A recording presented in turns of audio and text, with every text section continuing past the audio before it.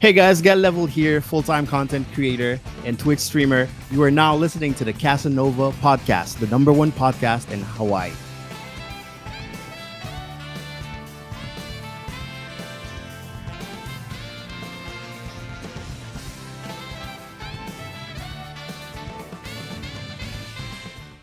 This episode of the Kasanova Podcast, Hawaii's #1 podcast, is brought to you by Express VPN.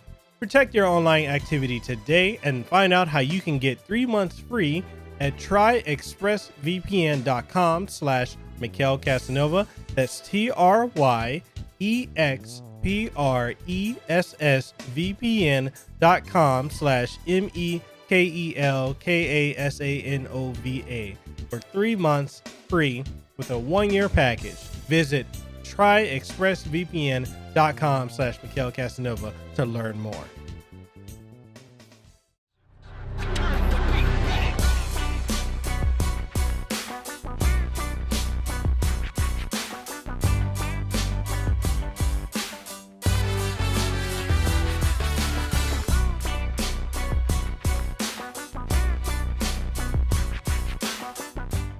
The Kasanova Podcast, the #1 podcast in Hawaii, is brought to you by these contributors on Patreon. If you'd like to see more content like this more often, as well as more podcast reviews, impressions, early access releases, live streams, and original content, then consider becoming a patron today.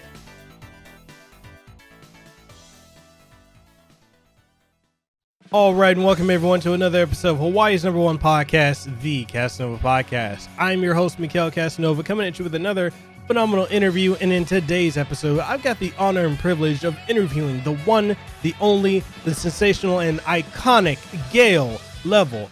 This man is just simply amazing because not only is he a photographer and a Twitch streamer, but he's also a content creator on YouTube and all social media outlets. The man's a creative genius, and it's just one of those things where you see anything on his social media outlets or on his Twitch streams or in his YouTube videos or just his posts in general, and you just see how much of a creative genius he is. I mean, the dude just, his innovations of what he does for his streams and his just content in general is simply second to none. And in this episode, we're going to talk not only about that, but also, about advice we can give to content creators coming up or people who are aspiring to become content creators, his journey, and so much more. So if you're ready to do it, I'm ready to do it. Let's go ahead and welcome GAEL onto the show.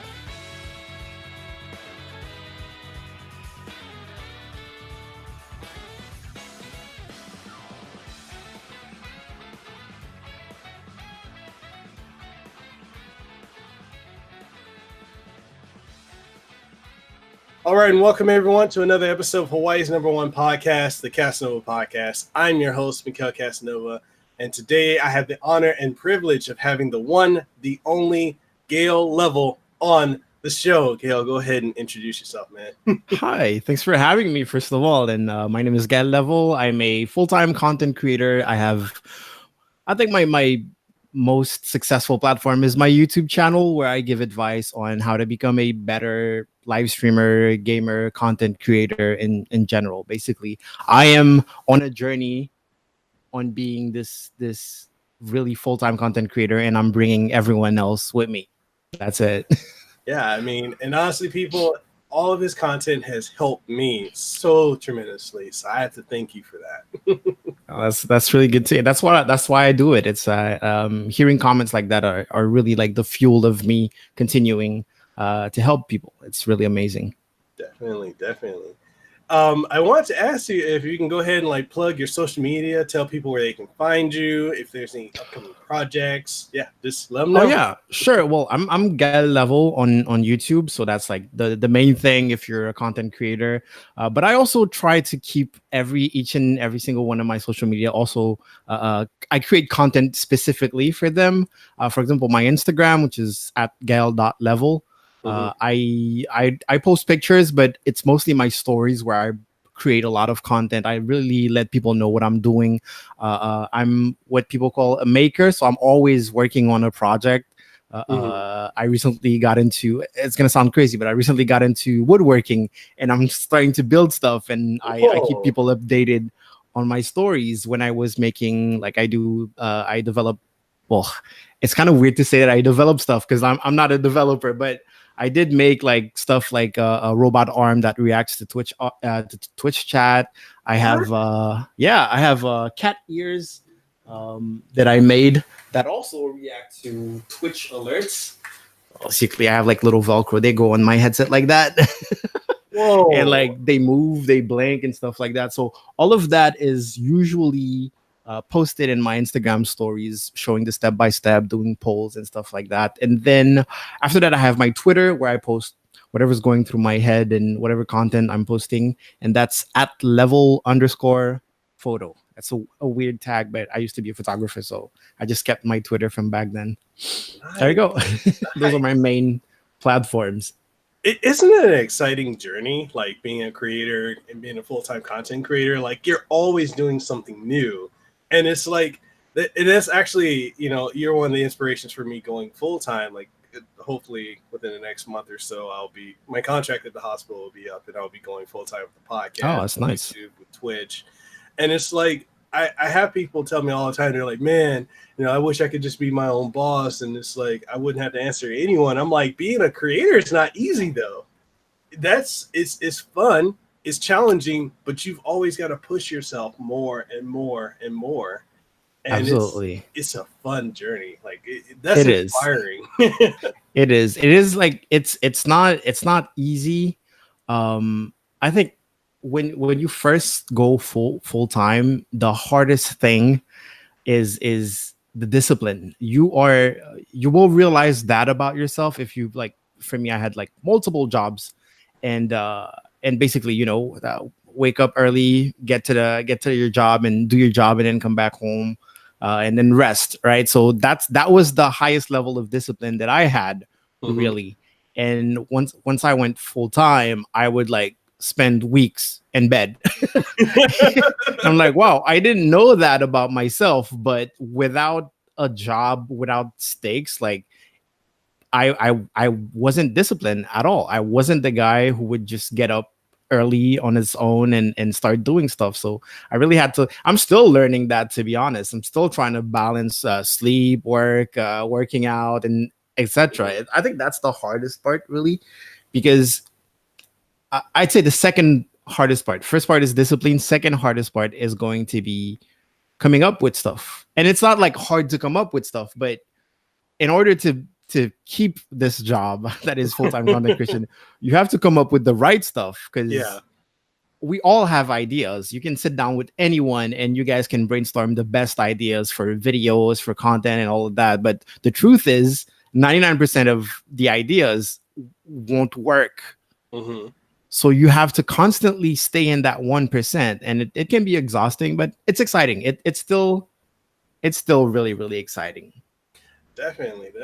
And you know, I had moments like when I was off for like a week and a half from work, and I'm like, okay, I'm just gonna do content creation. And I was going through this period of just wanting to sleep, you know, just wanting to do my own thing on the side. And I'm like, oh shit, I need to get back and start making content. And it really is something when you have to be your own self-motivator and everything falls on you versus someone telling you, you know, what you need to do. It's a dramatic difference. And I don't think a lot of people understand, like you said, like the self-discipline that goes into that, because you really have to discipline yourself.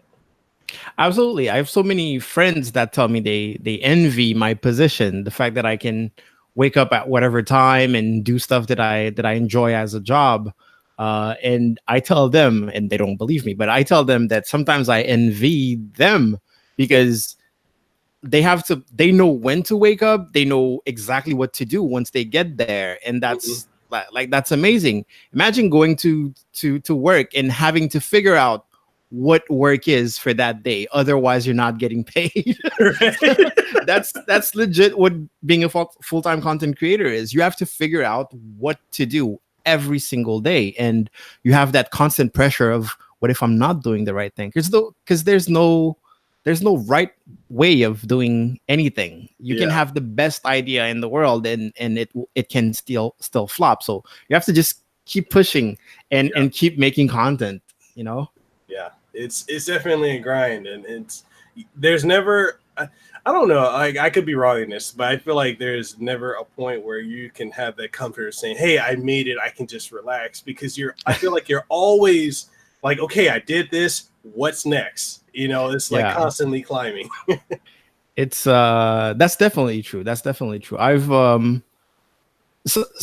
something that's been happening to me a lot is that I tend to take a lot of time before realizing my current position. Basically, I could be stressing about stuff, about problems that I actually stopped having a while ago, but like today I'm still stressing about it until, I don't know, at the end of the month, I do like a recap. I check my stats and stuff like that. And I'm like, oh, that the whole time I was stressing about this thing, it wasn't a problem at all. I overcame this thing. And there's a lot of little aspects that is basically, it's hard to get used to, you know, especially when it comes to your relationship with random people. Cause like, I used to be a random guy on the internet, and I used to interact with random people on the internet. And now, like, I had this one instance where I went into this girl's stream, and she started crying just because I was like, from joy, just because I was in her chat, and that felt weird. That felt super weird. You know, usually I just interact with streamers. Like, I love watching random streamers and be like, "Hi, how you doing?" and just being a viewer. But now that people start recognizing me, it's kind of weird. I'm still not used to that. It's weird. Hey, accept the celebrity, man. You've helped so many people.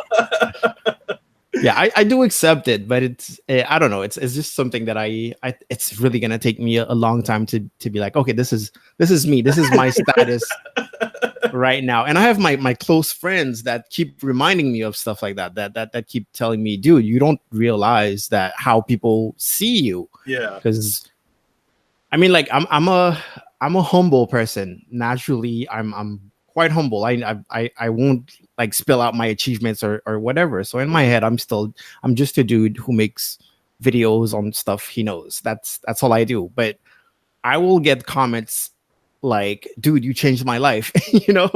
And whether it's true or not, it's a thing that happens, and I guess I have to deal with it. It's a good feeling. It's weird, but it's a good kind of weird. Definitely. So do you mind like giving a background on yourself and like what got you into like content creation and, you know, being an entrepreneur and your background as a photographer? There's so much to say. It started off with the Big Bang. I'm just kidding. No, I've been in like the arts for like since I was a little kid. Like my mom was a musician. She was also a painter and stuff like that. So I think my biggest influence was my mom. So very, very early on, I started with music. At 7 years old, I was like doing classical music concerts and stuff like that. I was in there.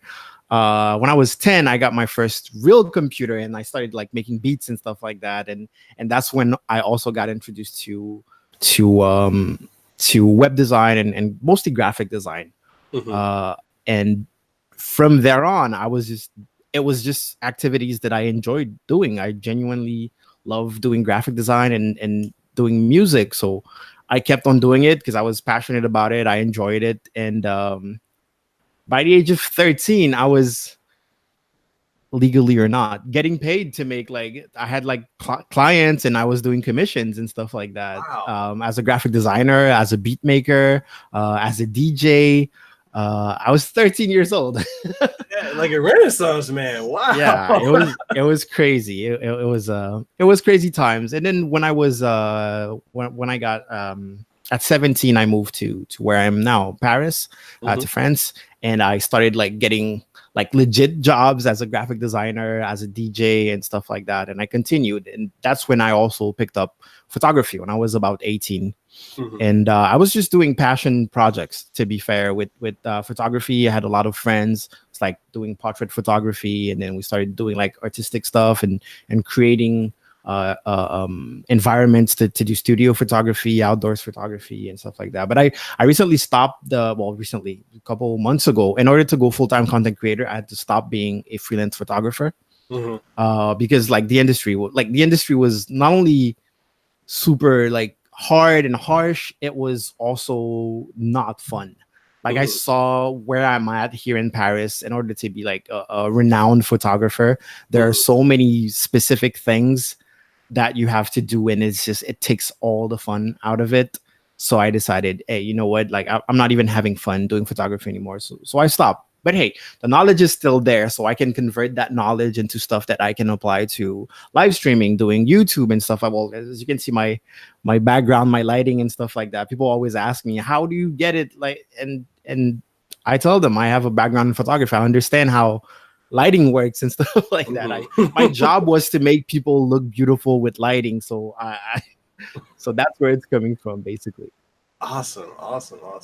Yeah, like your videos on lighting have definitely helped us a lot. We're still getting there. We got some growing pains, my wife and I, but you know, we're definitely working on our lighting situation, because before we were just using, I think I have it right here. Like we got this off of Amazon. We were just using these, and then we're like, no, we got to upgrade from that. We got to.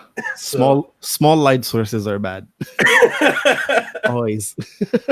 So it makes me I want to ask you, like, the process of getting into being like full time, like what was your mindset? Were you of the mindset like, oh, okay, I need to save up to, you know, make sure I've got like a blank safety net before I go full time, or did you say, hey, I just need to go all in and just do this? I didn't really save up. I got fired from it's not really fired, but here in France we have this thing where it's like a mutual understanding where you're gonna leave the job and you get a paycheck, and then you just go. You're just done with the job. So that happened with my last job, because there was like we weren't understanding each other, and well, in the eyes of my boss, he thought that I lost motivation and stuff like that. But truth is, I was in a position where everything that I was doing was pretty much in vain in the workplace. And my supervisor like wasn't satisfied with my work anymore. And they were like asking me to do more and more and more and more. And at the end of the day, like if you want your business to thrive, you have to have like you have to know what you want, you know, like you have to get from one point to another. You can't just keep pushing your employees to do more and do more. And then at the end of the day, there's no products online, nothing can be sold. So when I stopped that job, it was really like a wake-up call for me, because I had been working for about 7 years here in Paris, multiple different jobs, and basically I tried it all using my skills. Every job I had, I realized that it was almost impossible for me not only to practice with all the skills I had, but also to be respected in a way. You know, I never had a job where my skills were respected or even used. I was always being schooled by people who knew less than me about the particular thing, and it became super frustrating. And I've had like supervisors who were weird about the fact that I knew so much about stuff. You like I don't want to expose anyone, you know, but like I was in certain, like I've been in places where I felt like people around me were mad that I was as good as I was for the person that I was. Basically, you have this young guy come in and he's being better than everyone else, and people were mad about that. And that happened in multiple jobs that I had. So that's when I really, really realized that I'm like, I can't keep doing that. I can't keep going from job to job, being disrespected and then feeling awful and then leaving. So that's when I decided, hey, I need to take my skills and do something with them. I grazed over my past and stuff like that, but I also used to work in the film industry. When I came to Paris, I started learning VFX and then editing and stuff like that. So motion design, motion graphics. So I had all of that. When it comes to multimedia, the only thing I didn't have as skills is like web development. That's the only thing that I didn't have. And I was like, I must be able to do something with that. So I started my journey as a full-time content creator. Of course, I started my Twitch channel. I started my YouTube gaming channel, which is now my main YouTube channel. I actually have like 4 or 5 YouTube channels. And I really felt like YouTube was the place that I really wanted to thrive. And I was like, you know what? I'm going to go on this journey of being a full-time content creator, and I'm just going to bring people with me. I'm going to learn about stuff, and I'm going to share this knowledge. And I remember one of my first like successful videos was me just learning how to set up my Twitch channel. And I don't know if you know, but like back in the days, there wasn't OBS Studio. There was no Streamlabs OBS. It was, you needed like 2 different softwares, bunch of websites, a browser source for each and each and every widget and stuff. And I was like, how is this so complicated? And every video on YouTube that would explain stuff like that was garbage, like was really bad. It was some dude with like loud dubstep in the beginning and then and stuff like it was so bad. And I was like, wow, I can't believe people are live streamers, but like there's no information out there. And I was like, you know what? I have the skills to make better videos than that. And I started, and I made this one video about Twitch alerts, and it kind of blew up. It was my most viewed video. I think it was on this channel. It was the first time I was getting like more than 1,000 views on a video. It's like, wow, so people do want to know about that kind of stuff. So I just continued, and for a year and a half, almost 2 years now, here we are. Nice. So you definitely you saw a market that wasn't being fulfilled, and you gave the people what they needed. And absolutely. Boom, there you go. Like that, dude. I love that. I love it. And the reason I wanted to ask that is because I'm in that position myself with my career. Like I've been in IT for 6-7 years. I've been at the current hospital I'm working for about 4, almost 5 years. And, so I went to E3. I got flown to E3 by the company whose headset I'm wearing, PDP or Vitrix Pro. So he took me to E3, it was my first. I'm always used to watching E3. And I got to go there. I got to meet a lot of people. I got to meet Doug Bowser, CEO of Nintendo. I've got to network with a lot of different people. And like a lot of the voice actors and actors I've interviewed, I got to meet them in person, got to hang out with them. I got to, actually, my wife and I, we got to sleep over at the house of the voice actor for M. Bison from Street Fighter. Super chill guy. And like, everyone was saying, like, Mekel, you've got this podcast, you're doing something that nobody else in Hawaii is doing. Why don't you take that full time? And I'm just thinking to myself, I'm like, well, I don't know if I'm good enough to do it full time. They're like, yeah, you've had the #1 podcast in Hawaii for 2 years. Like, people outside of Hawaii know who you are. So they're like, do something with it. And I'm in the back of my head, like, I want to, and I really did at the time. I really do want to. It's just the fear of what if I go into it and I fail?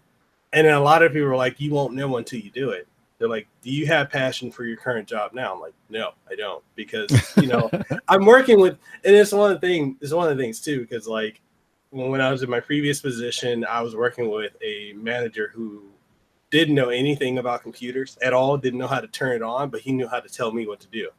And every time he would mess up something, I know you feel right. Yeah. Right. And he would always give me crap all the time. And like when my wife and I got married, he didn't even want to give me time off for our wedding or our honeymoon.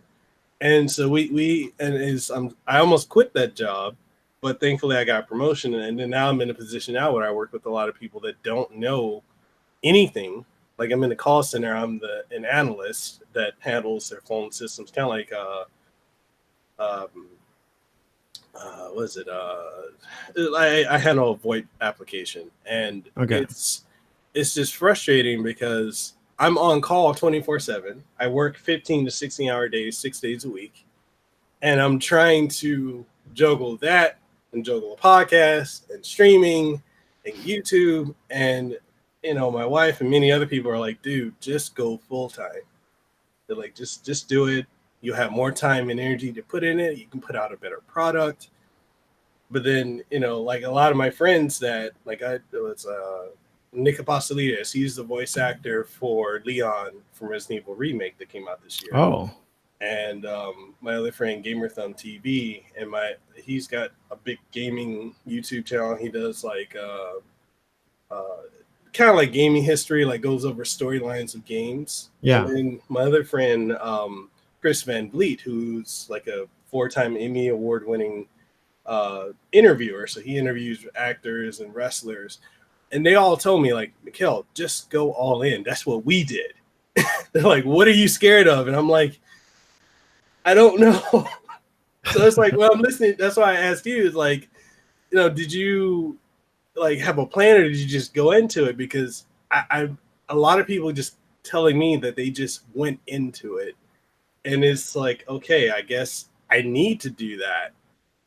I don't know.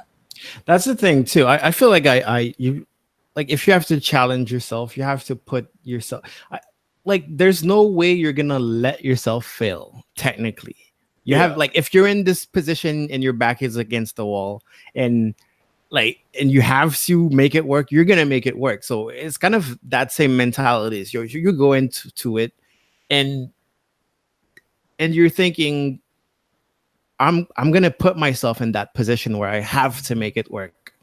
In my case, there was I had a year basically where I had like unemployment pay from the government, and it was funny because I thought I had 2 years, but I actually had 1 year. But no one ever told me I only had 1 year. So in my head, I had like this low discipline dude just making random stuff and just spending a whole week procrastinating and stuff like that, until one day I got an email saying that, oh, you're not getting any money anymore. And I was like, wait, what? And it was a total surprise. Like, one day, without my knowledge, like, I thought I still had a year left, So just one day like that, all of my revenues were completely cut. So the month after that, I was going to have to dig into my savings. And I didn't have a lot of savings. So I that's what I did. I dug into my savings and then I was in that position where I had to make it work. Otherwise, I would lose my savings. And when you lose your savings, if you have any emergency, you're kind of screwed. So I was like, I don't want to be in that position at all. So I just, it boosted me, It's kind of like, it's like the survival instinct stuff. Yeah. It's like, when you have to do it, you're going to make it work. And I did it. There was like, I remember spending weeks where I would post one video every single day for like 2 weeks back to back. And they were like high quality production and highly detailed videos and stuff like that. And those were the days where I had to make it work. So I made it work. Funny thing is, when I first started, like after I got fired and stuff like that, I started doing YouTube, and that was when YouTube did the changes to their partner program. Yeah. And I was, the first month that I was starting to make money on YouTube, I got kicked out of the partner program. What? That was my first ever month as a full-time content creator. I got kicked off of it. I remember they gave people like a month to, I don't know, to like to enjoy being a partner, I guess.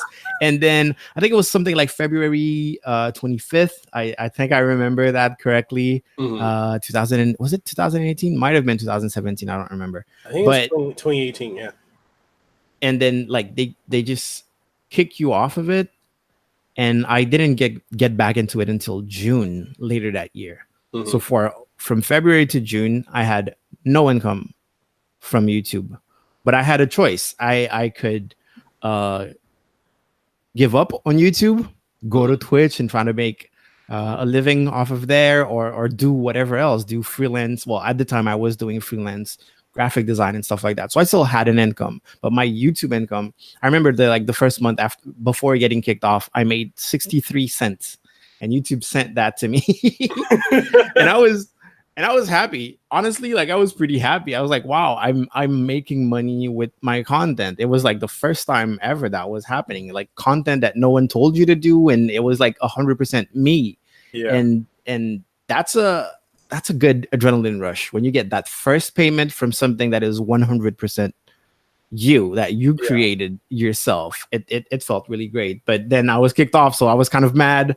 At the same time, I was streaming on Twitch. But the thing with Twitch is that, from a business point of view, Twitch is not a good idea. You can't start your journey as a full-time content creator on Twitch. You know, if you have a job and you start streaming on Twitch, and then Twitch evolves into something that can pay your bills, that's great.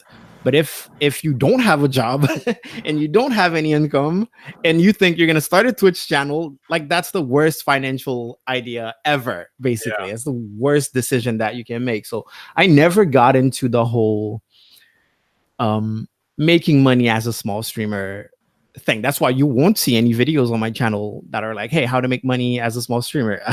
Because I never got, because it's not a good investment, you know, as an entrepreneur.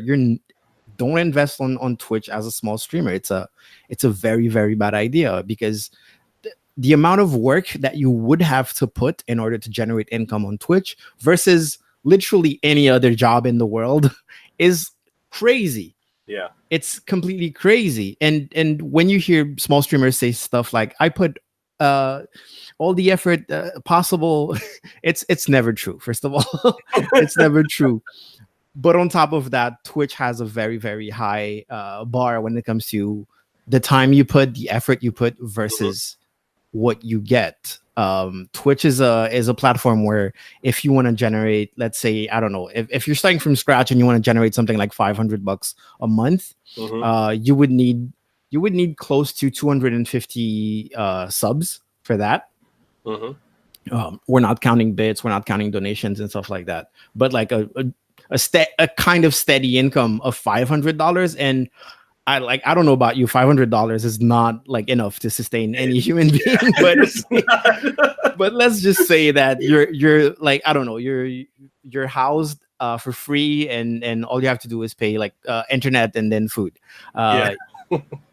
You would need, I believe, if I would quantify it, of course it's not a like exact science, you would need to put in about 8 hours of work per day, probably more per day, for I'd say about a year before you get there.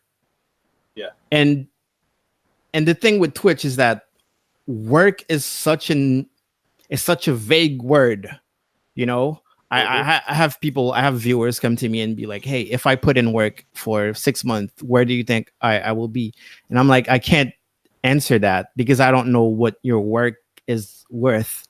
You know, everyone's work is not the same thing. There's literally people where the highest value of work for them to have like to generate like income or followers or growth in general is like their presence, you know. Some streamers out there, all they have to do is put a camera, have like decent lighting, and just by their look, their charisma, they can generate growth, you know. Some streamers don't have that, so they have it's really a very, very personal thing, streaming. And the crazy thing is, as personal as it is, you can't, it's almost like magic. You can't anticipate it, you know. You don't know your strength until you've grown a community based off that strength, right? You don't know how funny you really are until you got hosted for 100 people, you know.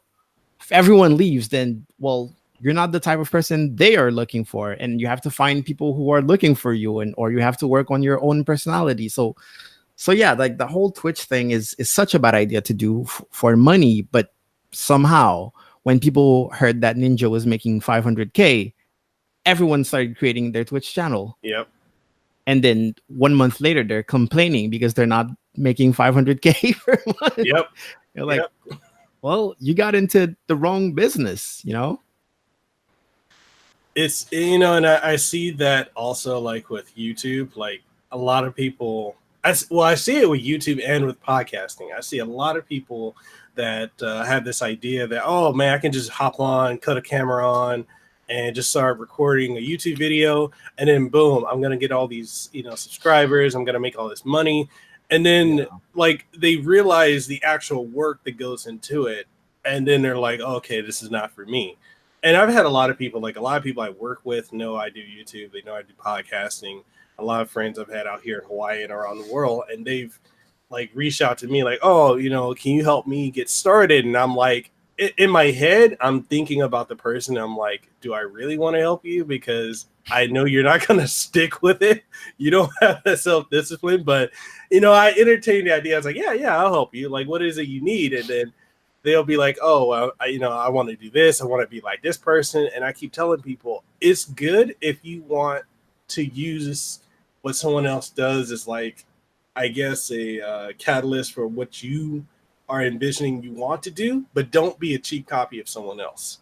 Yeah. And then a lot of people don't seem to understand that. Like I've had this one guy who wanted to start a podcast, and I've had this happen a lot. A lot of people want to start podcasts after they have been interviewed by me. And this is not me trying to be arrogant. This is just me saying what I've seen. And I've seen 3 people start podcasts. And this one guy, he started one because he's in like the fight game community. Like he hangs out with people that play Street Fighter, Tekken, and whatnot.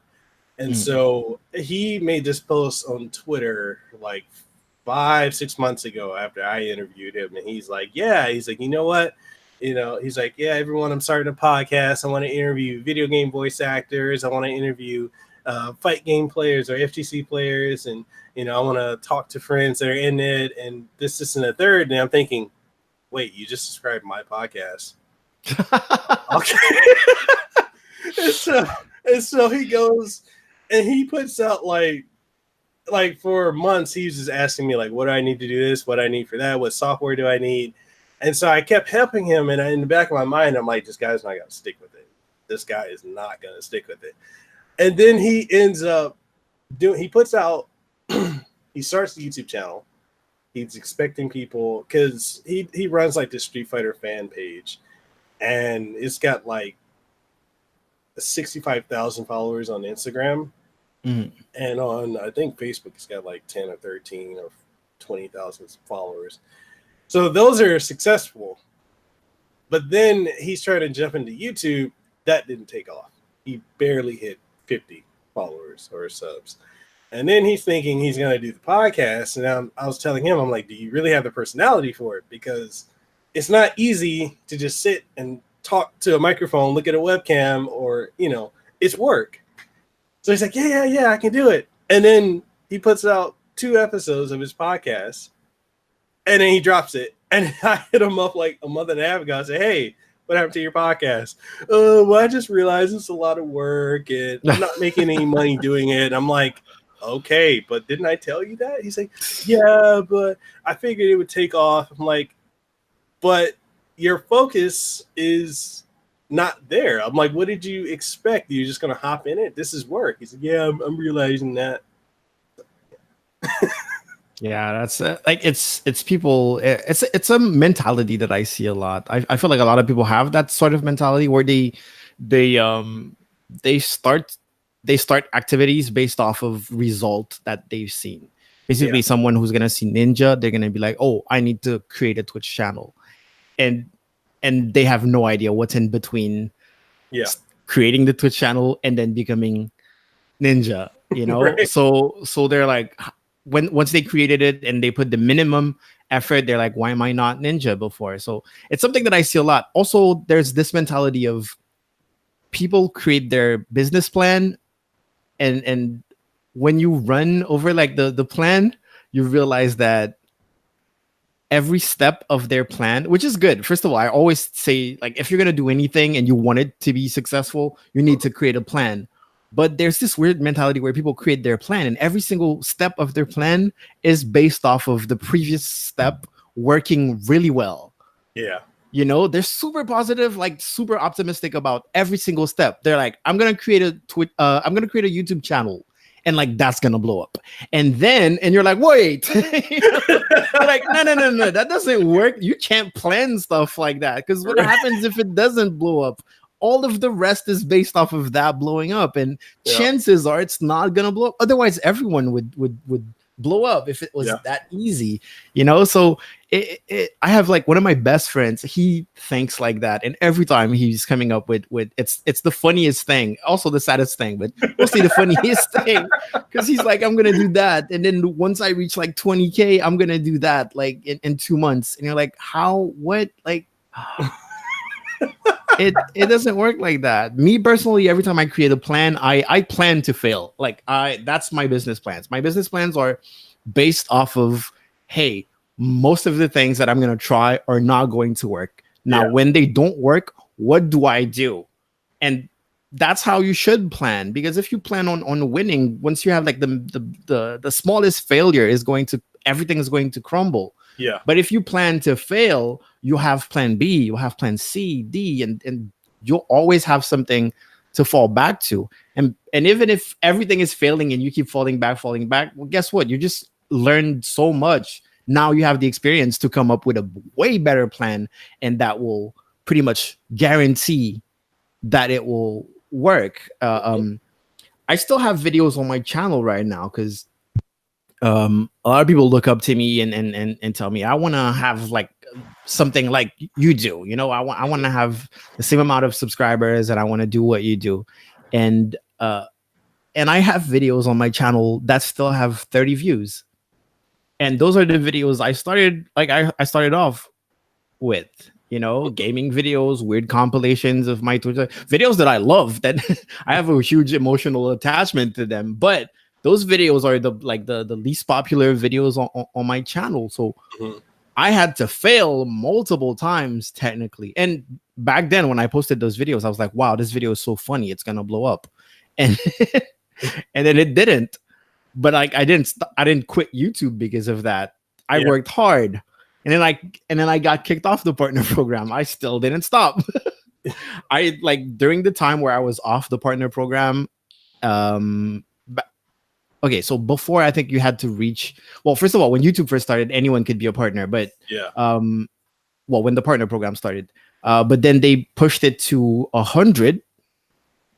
It was 100. It was just 100 subs. I think that was the only requirement. So when I reached 100 subs, and I was like, wow, that's so cool. And then they're like, yeah, you need 1,000 now plus 4,000 hours watched in the past 12 months. Like that sounded crazy.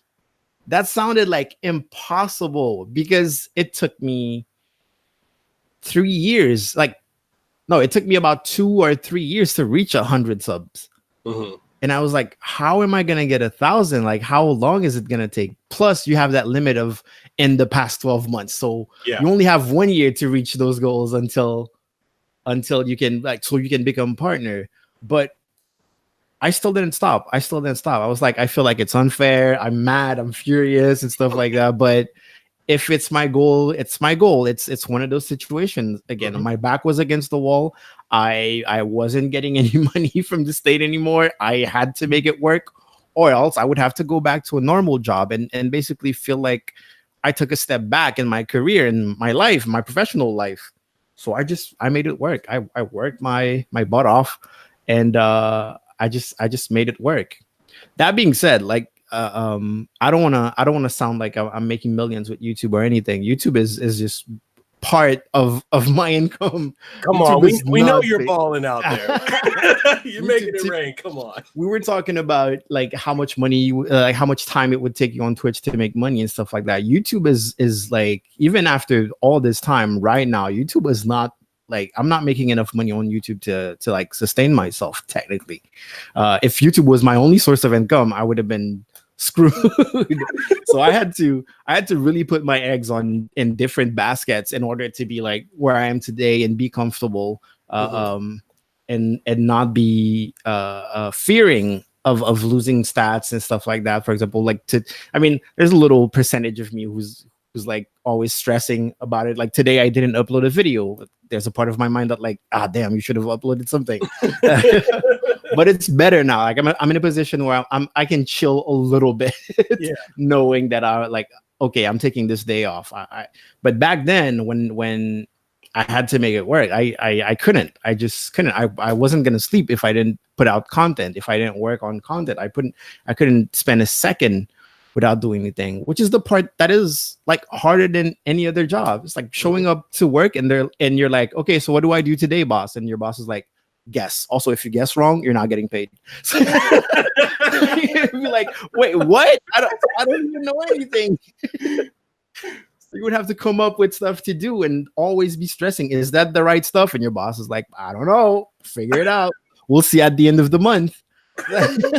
That's what full-time content creation is. It's legit that. So when you pour your heart out and you work so hard on a project and it fails, you need to have that resilience, that persistence. That's like, okay, that failed. Moving on.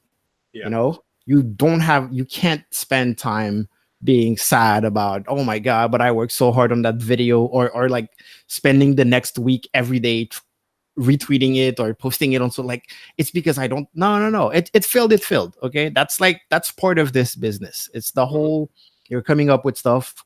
And like, you will never find the real reasons why something fails. You know, you can get like with experience, like right now I can pretty much guarantee which video is going to do, guarantee which video is going to do well and which video is not going to do well. People who watch my live stream, they hear me say those things all the time. Every time before I put out a video, I always have an estimate of how many views this video will generate. And I'm fairly accurate, you know. Sometimes there's little surprises, good surprises, and you're like, okay, cool. But when you're starting out, you're gambling, you know, you're just throwing stuff out there and you see what sticks. And most of what you throw out there is not going to stick unless you're extremely, extremely lucky. Have you heard of that woman who started a YouTube channel a week ago? She uploaded 2 videos. First, she just created her YouTube channel. She uploaded 2 videos. And overall, her channel has, I think, 1 million subs. And now it's probably at 4 million views in total. Oh, yeah. I can't think of her name. She does. I don't remember her name either. But yeah, she does this van. Like she lives in a van or something like that. She does travel.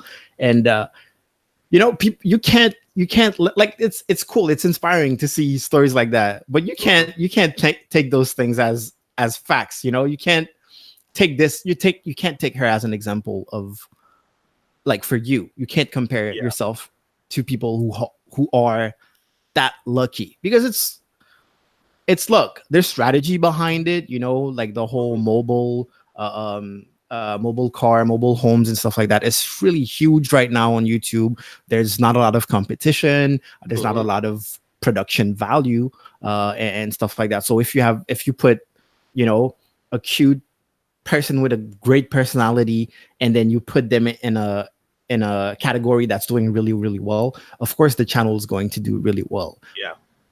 As well, that's crazy that it's like 1 million subs like in a couple days. But if you're creating a channel today, you can't go off of that. You can't be like, I'm gonna be like her, because no, you know, it doesn't work like that. When you're looking at stats, you need to not look at the top people. You need to figure out what's the average, you know, the average creator on this platform. What happens?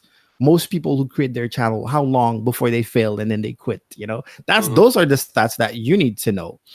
I used to have like a vape shop, like an internet online store for e-cigarettes. And when I was creating the business, the lady was telling us that here in France, in Paris, businesses usually end up going out of business in about 3 years. Wow. And that was scary, right? Yeah. That's a scary thought. You're like, oh, I'm gonna be a millionaire with this business. You know, I was like 21. I was like, I'm gonna be a millionaire. I don't know what you're talking about, going out of business. And yeah, we didn't fail, but we went out of business. We sold the business in Mhm. less than a year, and less, yeah, about, like, I'd say about a year only it took us to sell the business. So like the stats are really important. The stats don't lie. And even if you think that you're the best, or I mean, I'm all for self empowerment and stuff like that, but you need to know what the average human being is doing, so you Yeah. can kind of know what you are able to do. Yeah. To this day, if, like, technically, if we're talking about money, you know, to this day, like, YouTube is the easiest platform to make money. Mhm. It's legit the easiest platform to make money. If you spend 2 hours a day on not good content, but content that people will watch, you know, if you find a specific niche and you have this workflow where you can shoot, write, what was it, write, write, shoot, edit, repeat. If you Yep. find the perfect workflow where you can basically throw out videos in 2 hours, you do that every single day, you can make 5K, 10K, 20K a month. Now, of course, it comes to you. Do you want to make like repetitive content? Do you want to make content where you're stealing content and stuff, like, because that is still rewarded on YouTube. Yeah. You know, channels like compilation channels, you know, do you want to go to, like, anyone listening, this is an easy tip, easy make money, make money quick scheme, you know, go, like, make a list of 20, make a list of 15 top Twitch streamers for a popular game, for a specific game, preferably a game that just came out. Mhm. Every single night, go to each channel, that's 15 channels, download the 3 most viewed clips. Mhm. Okay, so if you have decent internet, 15 channels, that should take you like 30 minutes. Yeah. Right, 30 minutes. Open up your software, record a little intro, because YouTube needs you to record an intro in order to monetize your channel now. Say hi, what's up, guys. Read some comments or whatever for like a minute, and then just throw the clips back to back. Mhm. And that's it. Fair use. And if if the game is kind of new and it's blowing up, stuff like that, you're gonna be getting like 500,000 views per videos, and your income is going to be about $50,000 per month, Yeah. Yep. with about 1 hour and 30 minutes of work every single day. That's how easy, like, it is to make money on YouTube. It's that easy. So you, like, it's such a weird position that I'm in, with people asking me for advice, you know, because I'm like, I'm not doing the best I could. If I really wanted, like, if I was really doing it for the money, I could, like, you know, like, I used to do video editing for a living, so I can make videos in 20 minutes. I can dump out like clips compilations Mhm. like that. I could have a Fiverr account and do montages for people, although, like, that's not a good investment, but still. But if I really wanted to make money, like, I wouldn't be doing what I do. But, like, the goal is to find something that you genuinely enjoy. When you wake up in the morning, you're like, wow, I can't wait to find out what next, you know? Mhm. Rather than just, oh, wow, okay, I just created a new job. It's a well-paid job, you know, but if you do the repetitive stuff and the same stuff, it's just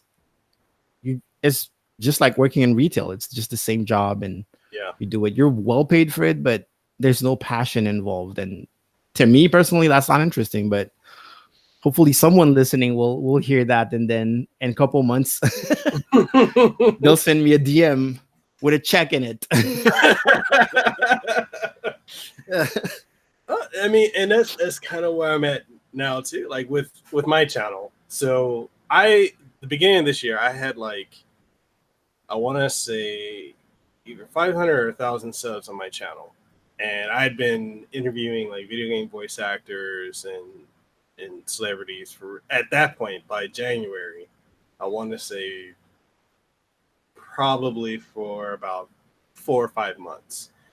And then I was also doing that. I was throwing out reaction videos. I was doing all this other stuff. I had no focus, you know, and I have this belief that if you have vague goals, you get vague results.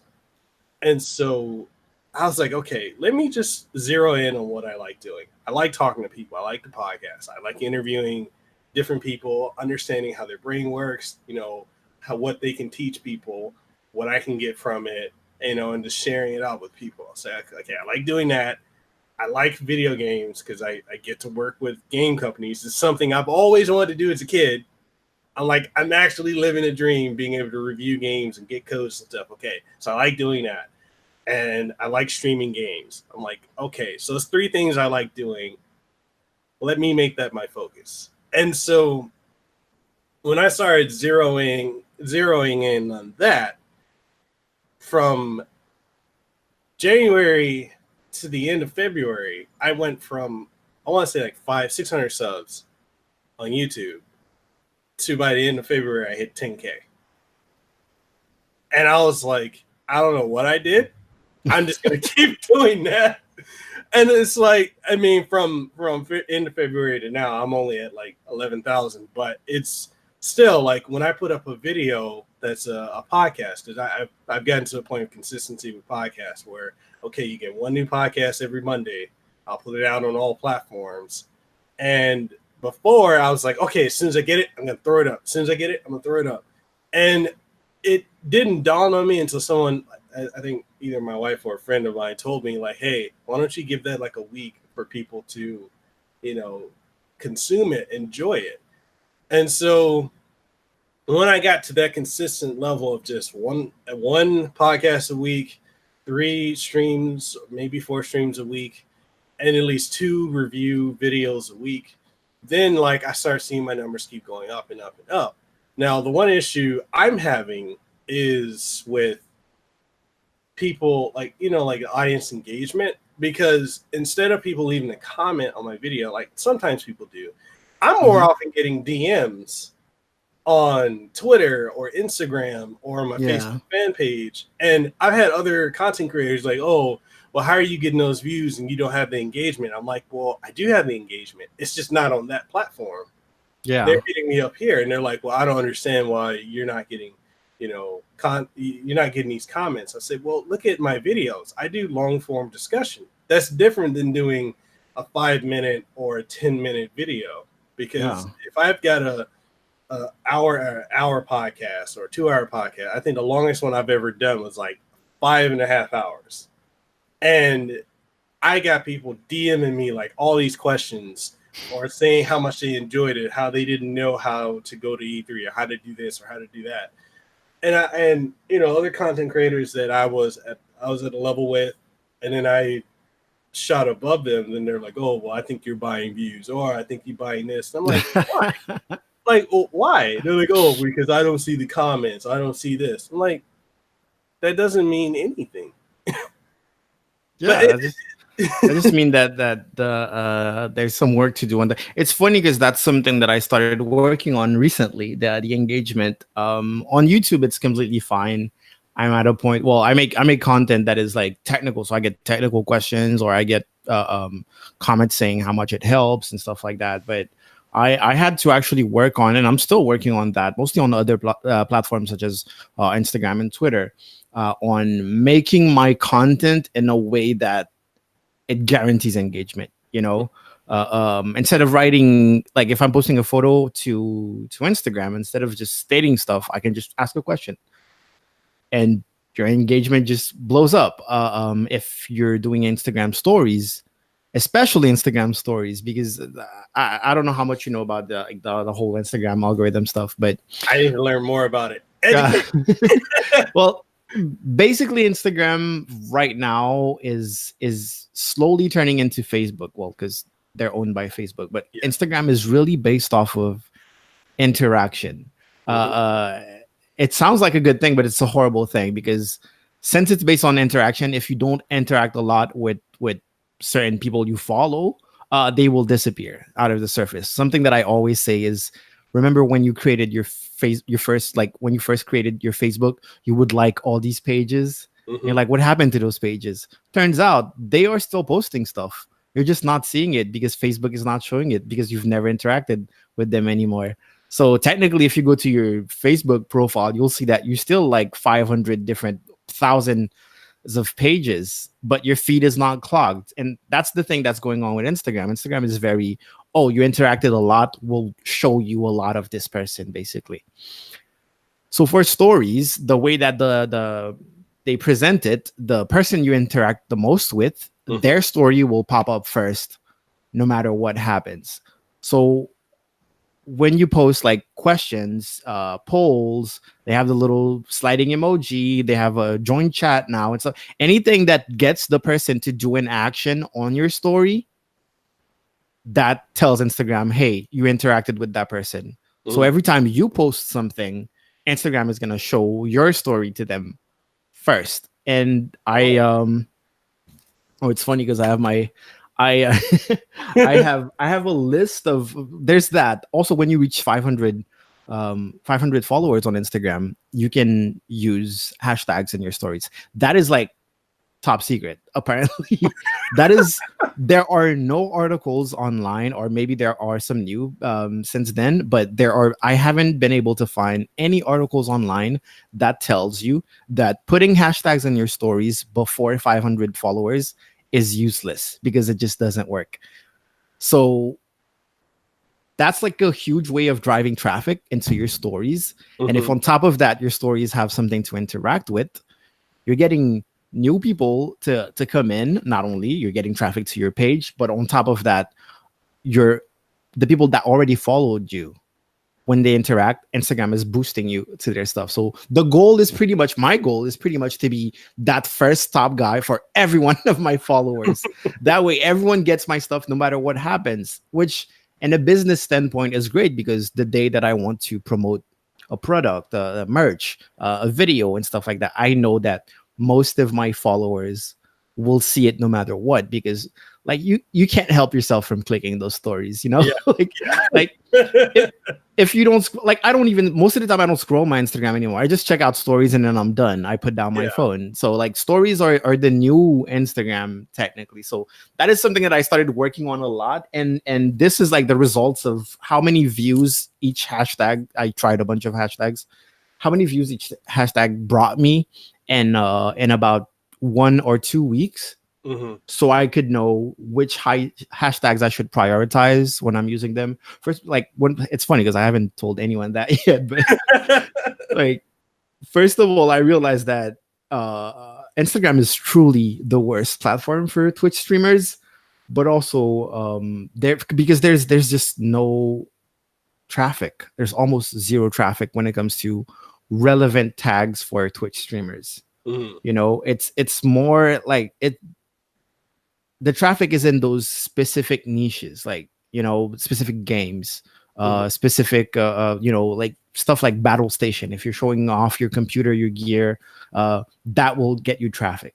But stuff like Twitch affiliate, Twitch streamer, Twitch partner, no one is looking for those.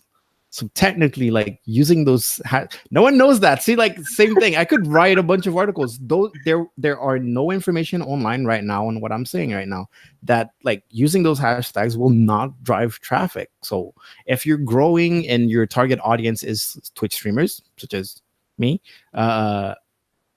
you're just not gonna get a lot of people. So you have to shift your focus and figure out which niche is going to bring you more people. Same thing with Twitter. I still need to work on. My problem with engagement is that I don't want to say I'm too honest, but like I'm kind of annoyingly honest as a creator. Like, there are some things that I should do, you know, that everyone does, that has really no meaning whatsoever.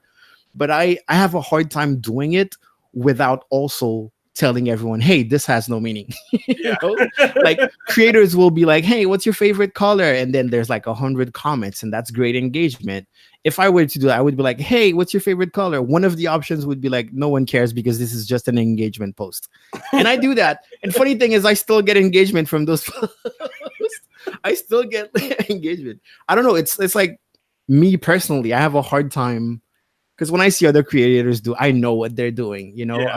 I'm so into that creator mindset that when I do it, I have to call it out at the same time. I have to be like, well, I haven't gotten a lot of engagement, so here's a poll, guys, and just click whatever you want. And I put just random options. But people love it, so it works. It really works. But yeah, engagement is a real thing. So I don't know if you're asking me for advice, but I'll give you advice anyways. That was going to be one of my questions. Oh, really? Social media. Well, also before we jump into how much are we good for like maybe three more questions? Yeah, definitely. Yeah. Okay. Yeah. Cool. I'm not looking at the clock, so we're good. Okay, cool. Because that's one of the things I really wanted to get into.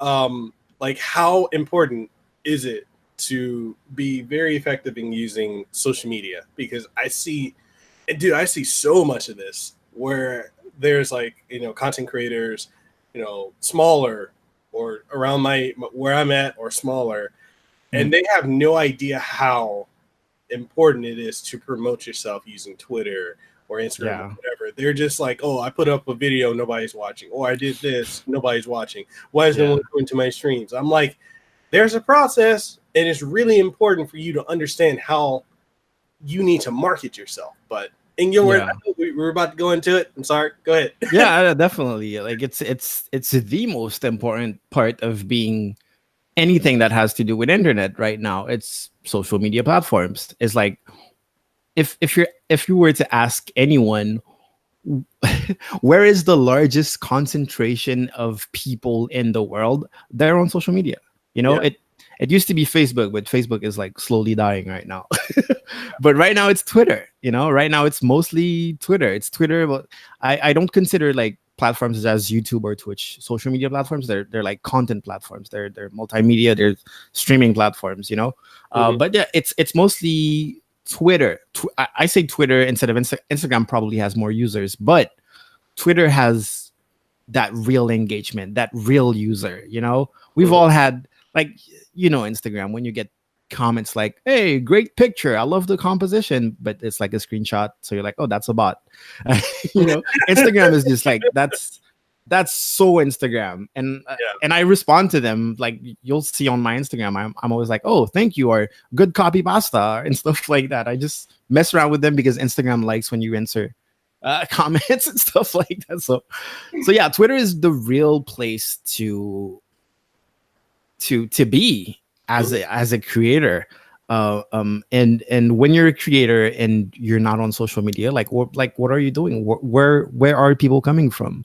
That's one of the major questions in anything you're doing that requires success or requires, viewers, subscribers, etc. It's like, where are they coming from?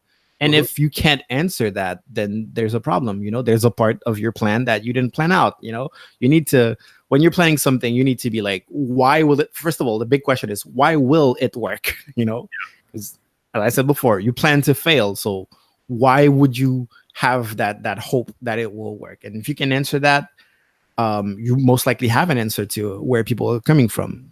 You can't necessarily, you can rely on algorithm if you plan to use the algorithm, but there's the thing. You have to know the algorithm if you want to use it.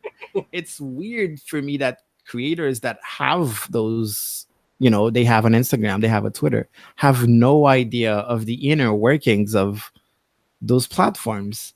It doesn't make sense to me. Like, it's something that I had to learn. I had to learn how many people don't know how social media platforms work, especially Facebook, because we've been using Facebook for what now, 15 years or something. Yeah. And like, people don't know how Facebook works. It's so weird, They're just like, well, just post your stuff and people will like it. No, Facebook has an algorithm. There are certain types of content that Facebook will push more than others, and there's a certain type of content that Facebook will bury, will make sure that no one sees it, because Facebook hates it. Well, the algorithm gods hate it, you know. So you have to like, and the funny thing is, because I think that's the most important piece of information, is where do I learn about those algorithms? Where did you acquire that knowledge? Oh, wise Gale. YouTube, you know, Google, like legit Google. There are books on that. I don't like relying on books because, well, we're talking about tech, so that thing is always evolving. If you pick up the wrong book, you might be doing the wrong things just because they're outdated, and they can be outdated like the next day. But like videos and stuff like that, you watch a bunch of them, and then you see the chronologically, you see what has been happening. I had to learn about how things were before I started learning about those things, and how they became where they are right now. Just like any platform, you know, they evolve. So in order to understand the current state of something, you kind of have to learn the history of that platform. I'm making it sound complicated, but it's really not. It's just like, it's like a list of like 20 things that you should do to please algorithms on every platform, and that's it. That being said, Twitter is like, I think like there's one advice on Twitter. There's only one thing you need to do to be successful on Twitter, is be human. Like legit. If I scroll down your channel and I feel like I'm going through a human's profile, then congratulations, you made it on. You have a good Twitter profile. But if I see you retweeting giveaways all the time, or just I'm live, come watch me, I'm live, I'm not like, that's not a human. That's just you're spamming. You're a spammer. You're a robot, you know.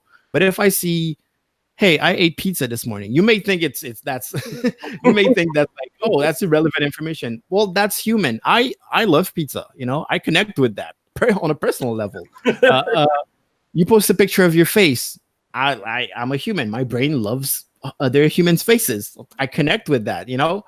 And it's not about beauty or anything. It's just about your presence. It's how often I see you, how often I read about what you're thinking, how I connect with those things.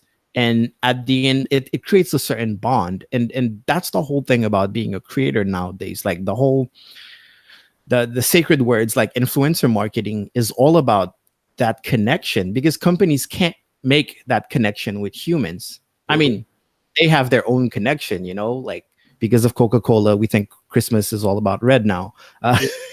You know, like that's the connection that's great. Like that's awesome. But they can't, like, you wouldn't feel bad if you go to a vending machine and there's an extra Coke that fell down, and then you grab it. You're like, oh, I got 2 Coke for the price of 1. You wouldn't feel bad for that. You'll be like, oh, you would be happy actually.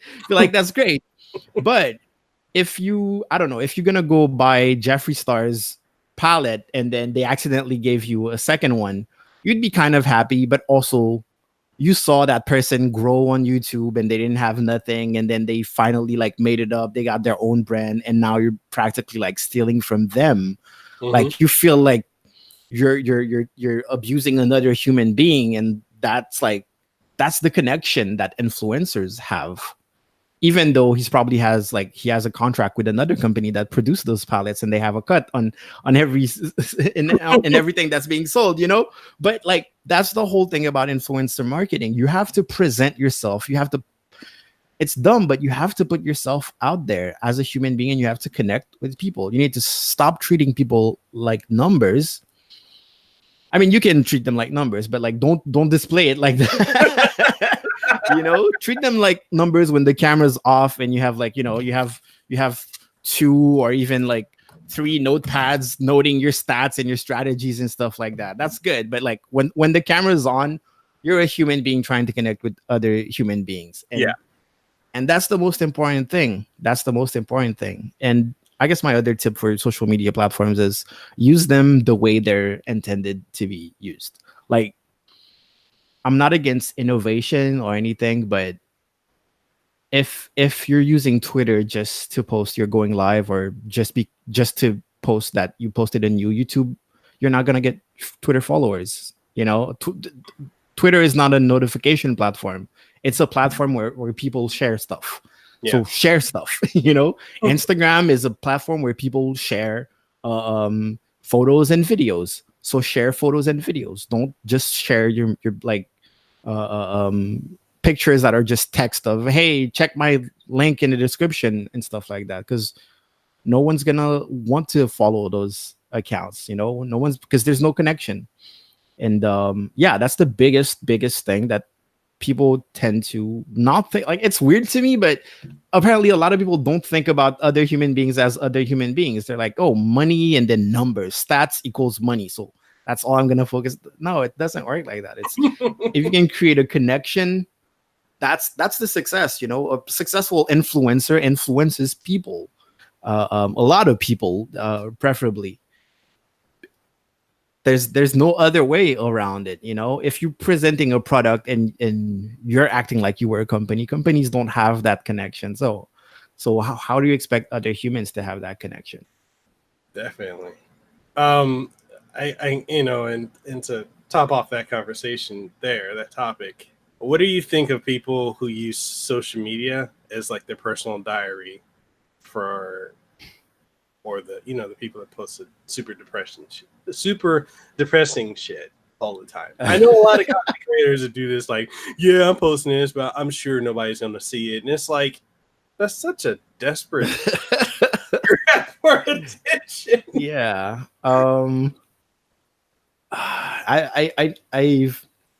I've never formulated a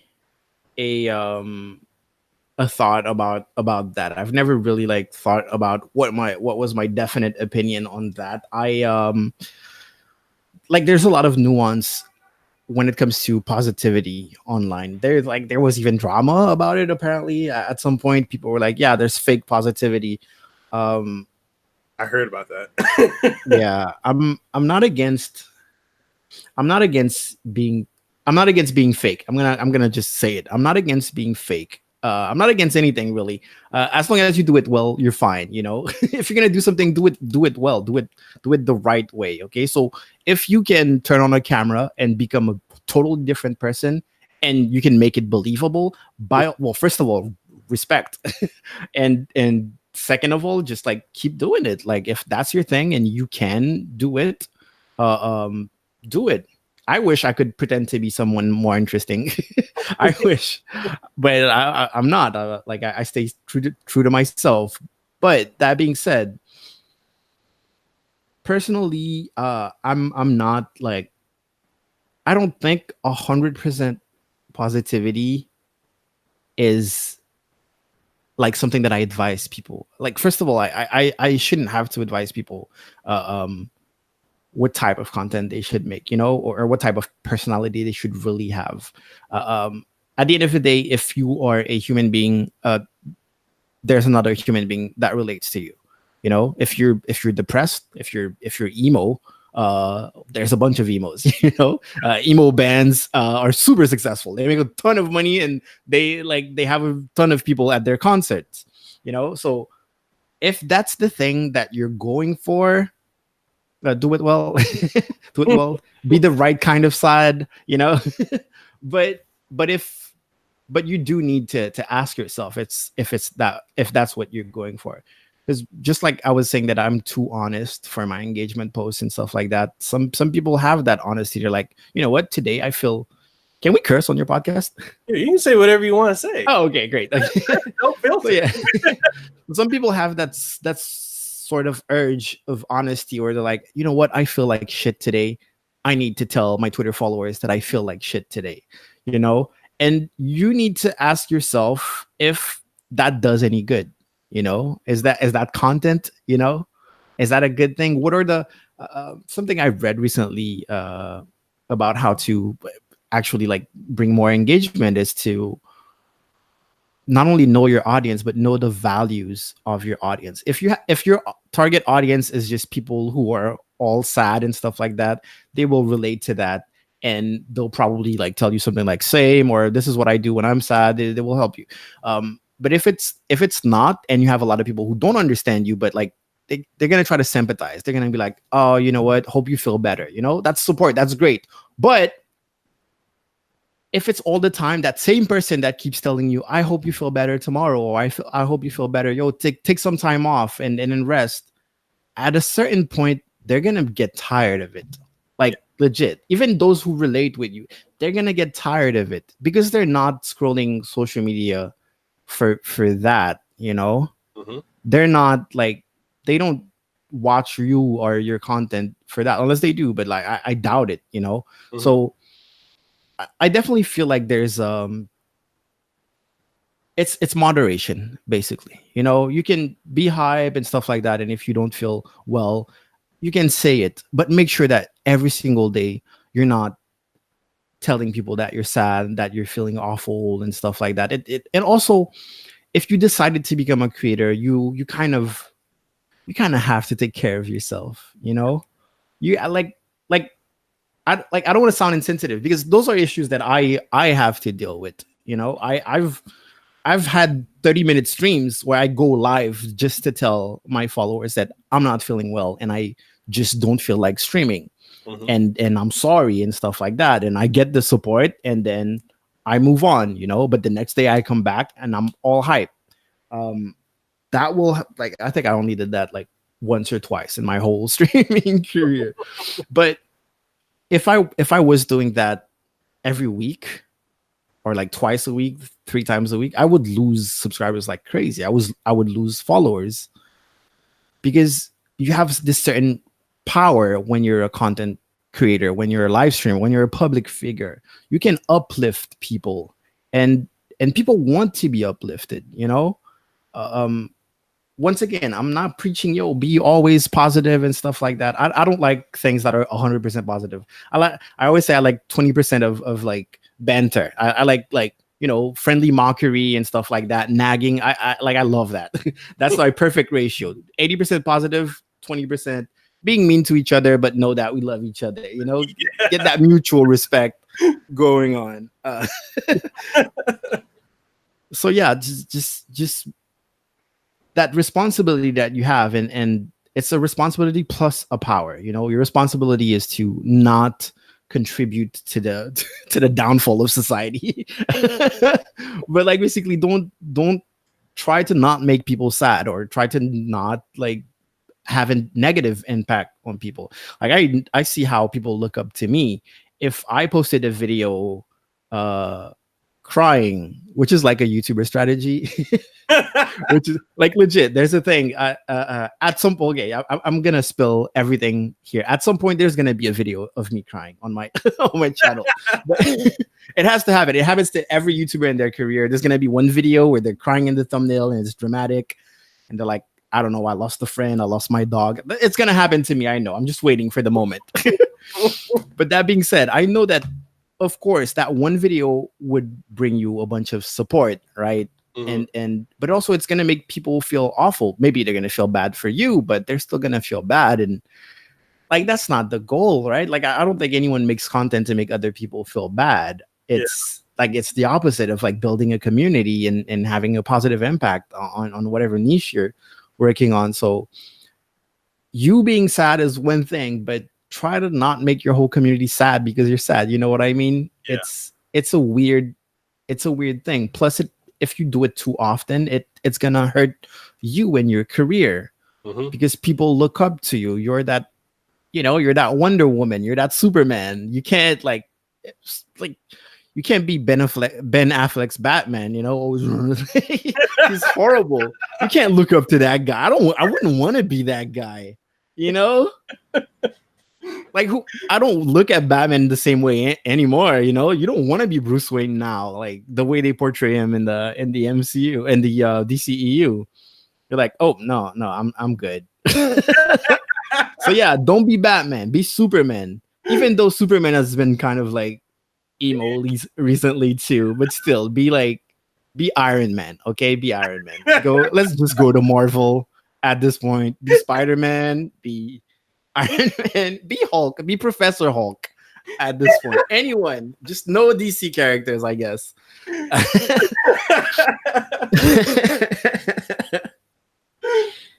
Oh man, I love. God, they messed up the DCU. They royally fucked up.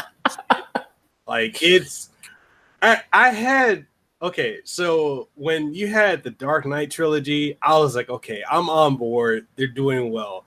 Then they had, what is it, Man of Steel that came out. I was like, okay, I can see it. Okay, they're gonna tie it in, and then they went with everything else that they did: Suicide Squad, the Justice League, Batman v Superman. I was like, the only good movie that's came out of that so far, out of the last couple of years, Shazam and Wonder Woman. That's it. Oh, okay. Everything. I was scared you were gonna say Aquaman. Oh god. I mean, I hated Aquaman. Love for my fellow Hawaiian Jason Momoa, but no. Yeah, not a good movie. Yeah, Wonder Woman and Shazam.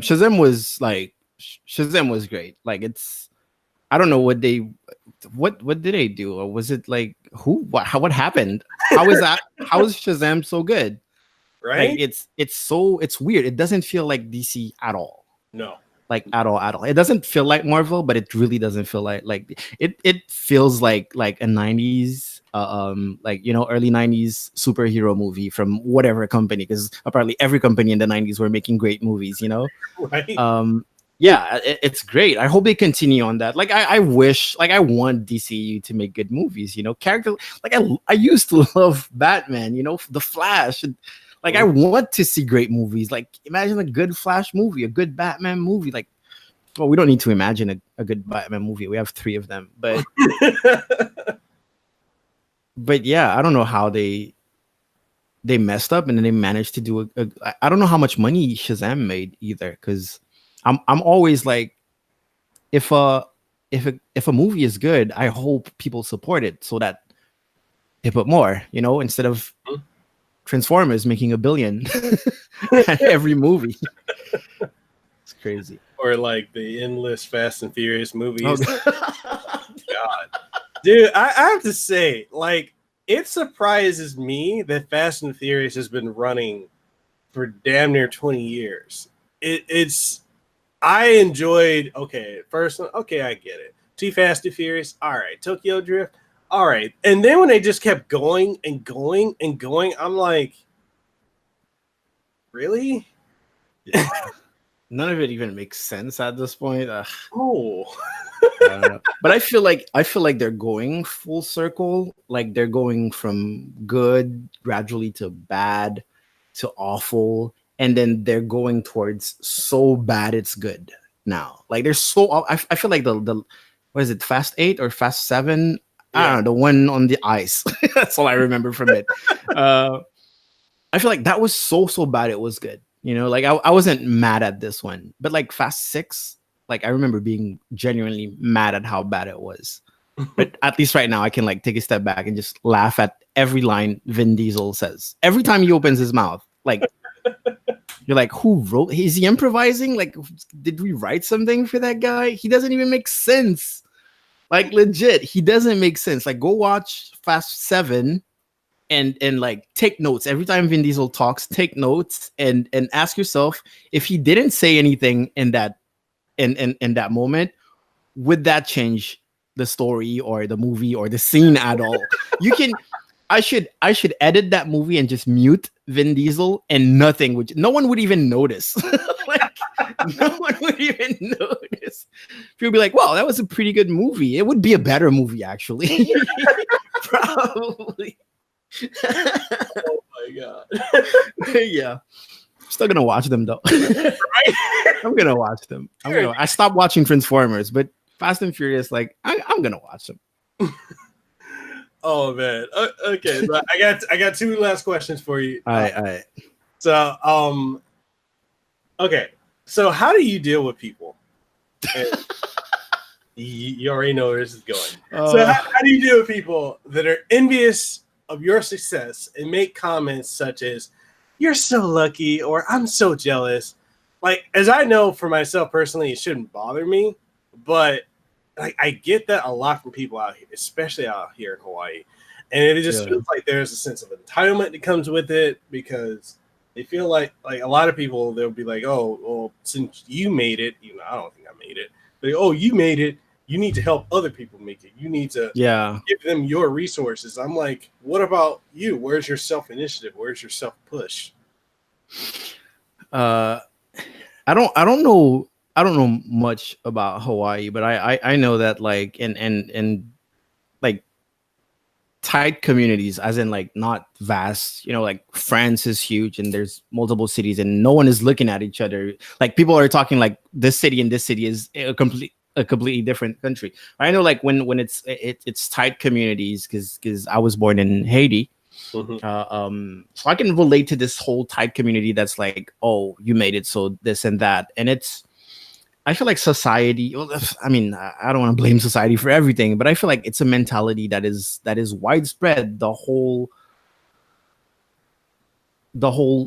I know you, so you ain't all that, Yeah. Like it's impossible for you to be a big deal because you're here and you're talking to me right now, Yeah.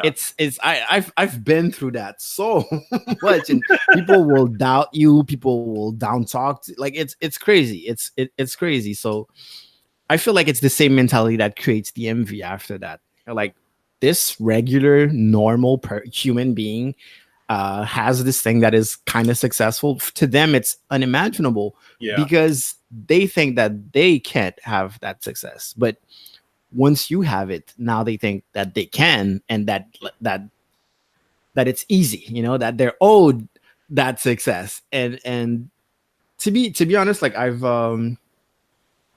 lived alone for like the past 10 years, and I had to, like, for self-preservation, I had to learn how to cut people off. Like, I'm really good at it now. Like, I'm really, really good at it, especially when it's people that I don't know, like DMing me and stuff like that. I used to not be able to sleep if I didn't answer every single DM.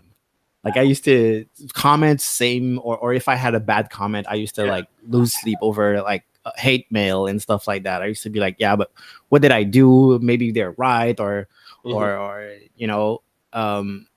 but now it's just like whatever. You send me a weird DM, like I'm just gonna ignore it and I'm gonna move on with my day, or I'm gonna block you. And then that's the cool thing with online. You can just press a button and then that person and their comment and their and their stupid ideologies just disappear from your life, and then you just move on. You focus on the people who are uplifting or giving you constructive criticism. So for one thing I do is that I really try to separate. I try, but I end up hanging out with people who are like-minded, so it's hard. But I try to separate like personal life and professional life. Even if my professional life can look and feel like a vacation all the time, I still manage to separate that.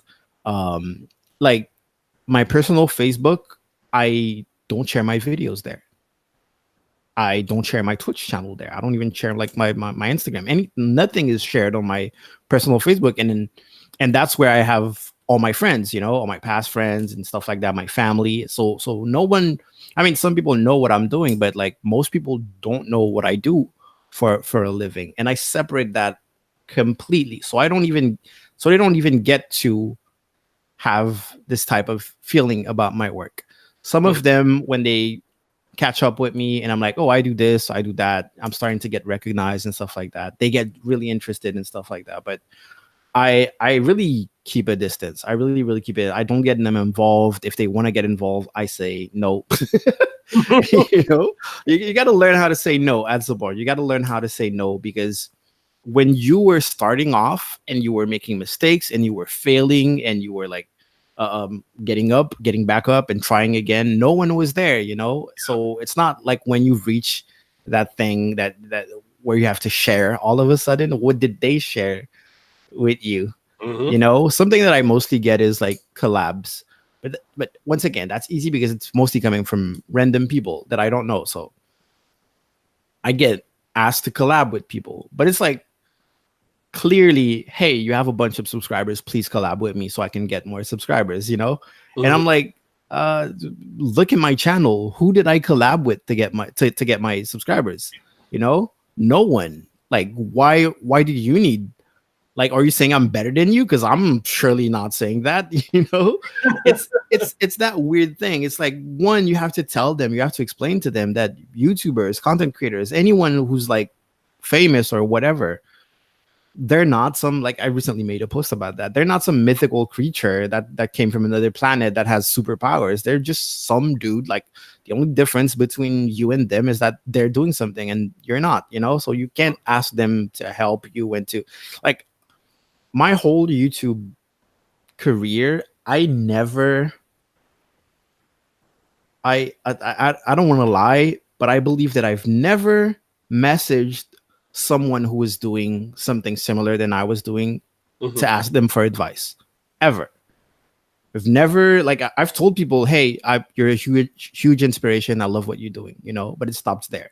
I never asked for anything from anyone, you know. And that didn't, like, that wasn't a handicap, you know. That wasn't like, oh, I should have. I don't regret it at all, and I still don't do that to this day. And I have, like, I'm in contact with people who could really help me right now, but, like, no, if they want to collab or something like that, I need my value. I need to build up my value first. And unfortunately, other people don't, like, most people don't think like that. They think that value is given or it's shared and stuff. But no, you have to build your value. Like, so my advice to deal with people like that is you block them, or you just don't share anything about your work with them. And you don't tell them how well you're doing. You don't tell them about your projects. You just don't talk about. I have so many people that I meet, like, in parties and stuff like that, and then a week later they send me a DM. They're like, dude, you had no idea you were that huge on YouTube or whatever. Like, you're awesome. Why didn't you say so? It's like, I'm like, that has nothing to do with who I am. Like, it's just like what I do. That's cool, but I don't need to introduce myself and be like, hey, yo, I have 17K on YouTube, you know? Like, there's no reason why I should introduce myself like that. And if I did, then I would not have the right type of attention. You know what I mean? So yeah, best advice is block and don't mention it. Just just don't mention it. Most of the time you'll like, you will put yourself in that situation, you know? You'll tell people about, oh, or they ask you and then you answer honestly, and then they're like, oh, I envy you, and you're like, oh man, I shouldn't have said that. Dude, so yeah, man. I've got a story to tell you. So okay. Oh, all right. So I had a guy who I did consider a friend for like 12 years. And for the last couple of years, we haven't really talked much. But when we reconnected earlier this year, it was when I guess I can say it now because I guess Capcom. So I'm friends with the guy who voices Dante from Devil May Cry and Ken from Street Fighter, Ruben Langdon. So he hit me up on Facebook. Well, actually, no, he texted me and he's like, hey, I'm going to be in Hawaii and sometime in May. And he's like, do you have anything going on? I was like, well, just work. He's like, are you able to take off for like 2 weeks to help with the project? I was like, sure. What is the project? Like, it's huge. You're going to need to sign an NDA for a bit, but it's pretty big. It's with Capcom. And I'm like, okay. He's like, yeah, we're going to go from Oahu to Maui to Big Island to Molokai to Kauai and back. I was like, okay, sure. I'm gonna take sick time. I'm just gonna be sick. So they came out. It was him. It's actually beyond them. It was actually the Last of Us Part 2 team as well. And I'll send you some information about that. So it's them. So Naughty Dog and Capcom, they came out here. They stayed at my wife and I's house for 2 weeks. We went traveling all over. We did a bunch of stuff. And there was a day where I needed someone else to drive a third car because it's like, I got a bunch of Japanese tourists, well, a team that don't know Hawaii. They don't really speak English that well. They need someone to drive them around with all the equipment they have. Mhm. So I have a hatchback. My wife has a hatchback, and it's like, okay, it's like 15 people. We can't take everyone between the two of us. So I was calling, I called my mother, called, some of my cousins, called other friends and family. Nobody was able to help out, and I didn't want to say what it was for. So then I asked the guy who I'm not really calling him a friend anymore, but I asked him if he could help out, and he's like, it depends on what it is. And I was like, okay, damn, I'm desperate. I don't want to pay for an Uber. Okay, I was like, dude, it's a big project. I'm here with the voice of Dante and the Capcom team and the Naughty Dog team. And he's like, oh shit, yeah, I'll be there. So then he came and he helped out, for the 2 weeks. And then he found out I was doing that. And he's like, is this the first time you've done that? I'm like, no, I've been doing this for like the last year. I just don't talk about it. And then he was like, oh, okay. And then he came over to my house, which it's weird that I do this, but I really don't invite people over to my house unless I'm really, really cool with them. Mhm. So he came over and then he saw this room. He saw all the stuff in it. He saw my setup and everything like that. And then he's like, oh, how did you get, that monitor, the 2 monitors you have, or the mic you have, or the computer you have? I thought, oh, well, I review stuff and company sends things to me. Mhm. So then the gears in his head started turning, and he was asking me, he's like, oh man, I want to get into doing content creation. I want to do this and do that. And I was like, okay, yeah, well, it takes this, takes that. You're not going to get it immediately. You got to work towards it. It may not work out, but if you really are passionate about it, continue. And so weeks went by, and right before I went to E3 in June, then he hits me up and he's like, can we go to Best Buy and we look at all the stuff that they have, because I want to get gear. So I went with him and we looked at different gear. I was like, okay, cool. So what are you going to get? And he's like, well, I figured you could get it for me. And I'm like, why would I do that?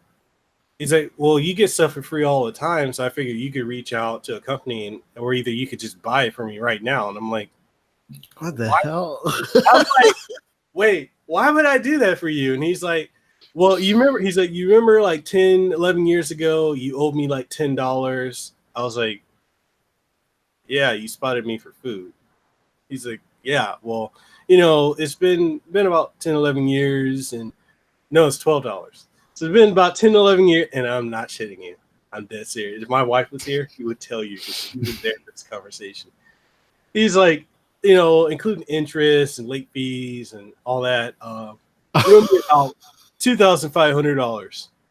So you could either pay me that, or you could buy me a computer, monitor, setup, and all that. Oh it's like, shit! you're getting all this stuff for free anyway, and you're making money doing this, so this shouldn't be anything for you. I had this look. I think you can imagine the look I had. I was like, this motherfucker is really trying to strong arm me. Okay. I was like, huh, okay. I'll get back to you, but right now, no. I hope you have a good day. That was the last conversation I've had with him. Damn. He has tried to hit me up on Facebook, on Twitter. He tried to add me on Twitch, tried to send me, he comments on my YouTube videos, or he was. I just cold turkeyed the guy, blocked him on everything. And like, that's just one of many. I've always people like that do that. It's just something I see, and it frustrates me and my wife, because she's from another island. She's from Molokai, and each island has its own kind of like cultural differences. But she tells me like, it shouldn't bother you. I said, I know it shouldn't, but it does. Because it's like when I was starting, nobody gave a fuck about what I was doing. Sure. And now they do. This dude tried to get $2,500 out of me. That's crazy that it turned it like into like it wasn't even like asking you. It was like a request. It was like, okay, you owe me that, pretty much. That's what I'm thinking, because I'm thinking like he could have he could have got something out of you if you went the right way. You could have given him advice, help him start, like buy some cheap setup, start his YouTube channel. Maybe he would have been like just as big as you right now. But he messed up. He requested it. Like that's crazy. Then they look into, oh, you got a following. You got thousands of people following you. Oh, what can I get out of you? Yeah. Or it's me dealing with other YouTubers. And I told Gothic Smile and I told Ashton Christ this, but like last year when I was smaller, I used to run with, but I didn't run with them. I used to follow like bigger gaming channels because I used to try to be into like, I'm going to be a gaming YouTuber. And you know how they do the clickbait thumbnails, like they look like they're sucking the biggest cock in the world. They do certain things, and then for me to interact with you, you gotta pay my Patreon, or you gotta do this, and So there's one that I thought I was cool with, and this is the whole reason why I'm really leery of other YouTubers is. One of his fans asked me publicly on Twitter, like, "Oh, what do you think of Super Smash Brothers? Do you think it's a fighting game?" And I'm like, "Well, I don't think it started off as that. I think they just decided, hey, we got all these characters, let's just throw them together." And to me, an extent of myself, I think it's just a party game. So I said that, and this bigger gaming YouTuber, I'm not gonna drop his name, even though I've dropped it before, but he tried to call me out. He wanted to debate me on this channel live. But I'm like, dude, I'm at work. I can't take time off to hop on your broadcast and debate whether this is a fighting game or not. And that spiraled out of control while I was at work I was getting DMs from his fan base, like demanding I go on the show, threatening me to go on the show. And then it went further to where my wife and my family were getting DMs and threats, and it escalated to my wife getting like threats of harm and rape threats. And then there were people out here that were fans of this guy that were like sending her pictures like, "Oh, I see you, you're at this, you work here, you work there." And when I called out that bigger YouTuber for that, then he was with the YouTube collective of gaming YouTubers. There's a clique. And if you're not good with that clique, they will try to make sure you don't grow. So I ran against that guy. I called him out publicly for it. He brought in all these other bigger YouTubers in the game scene. And so I got ostracized. And at the time I was upset about it.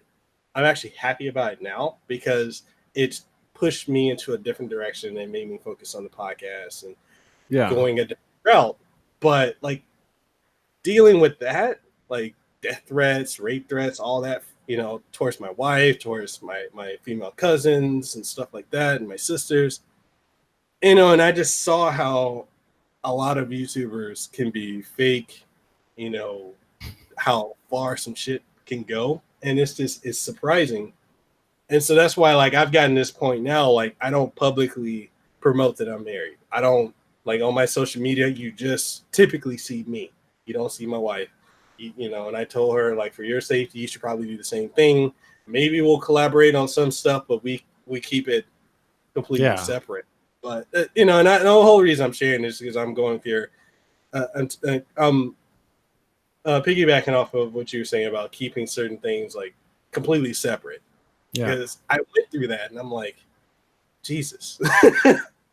That's crazy. That's a crazy story, but that's what I was saying before about like the whole responsibility, like you, at the end of the day, you are responsible for your community and also for your community's action. I absolutely believe that if people in your community have a tendency of threatening other people and sending death threat, like you are responsible for that.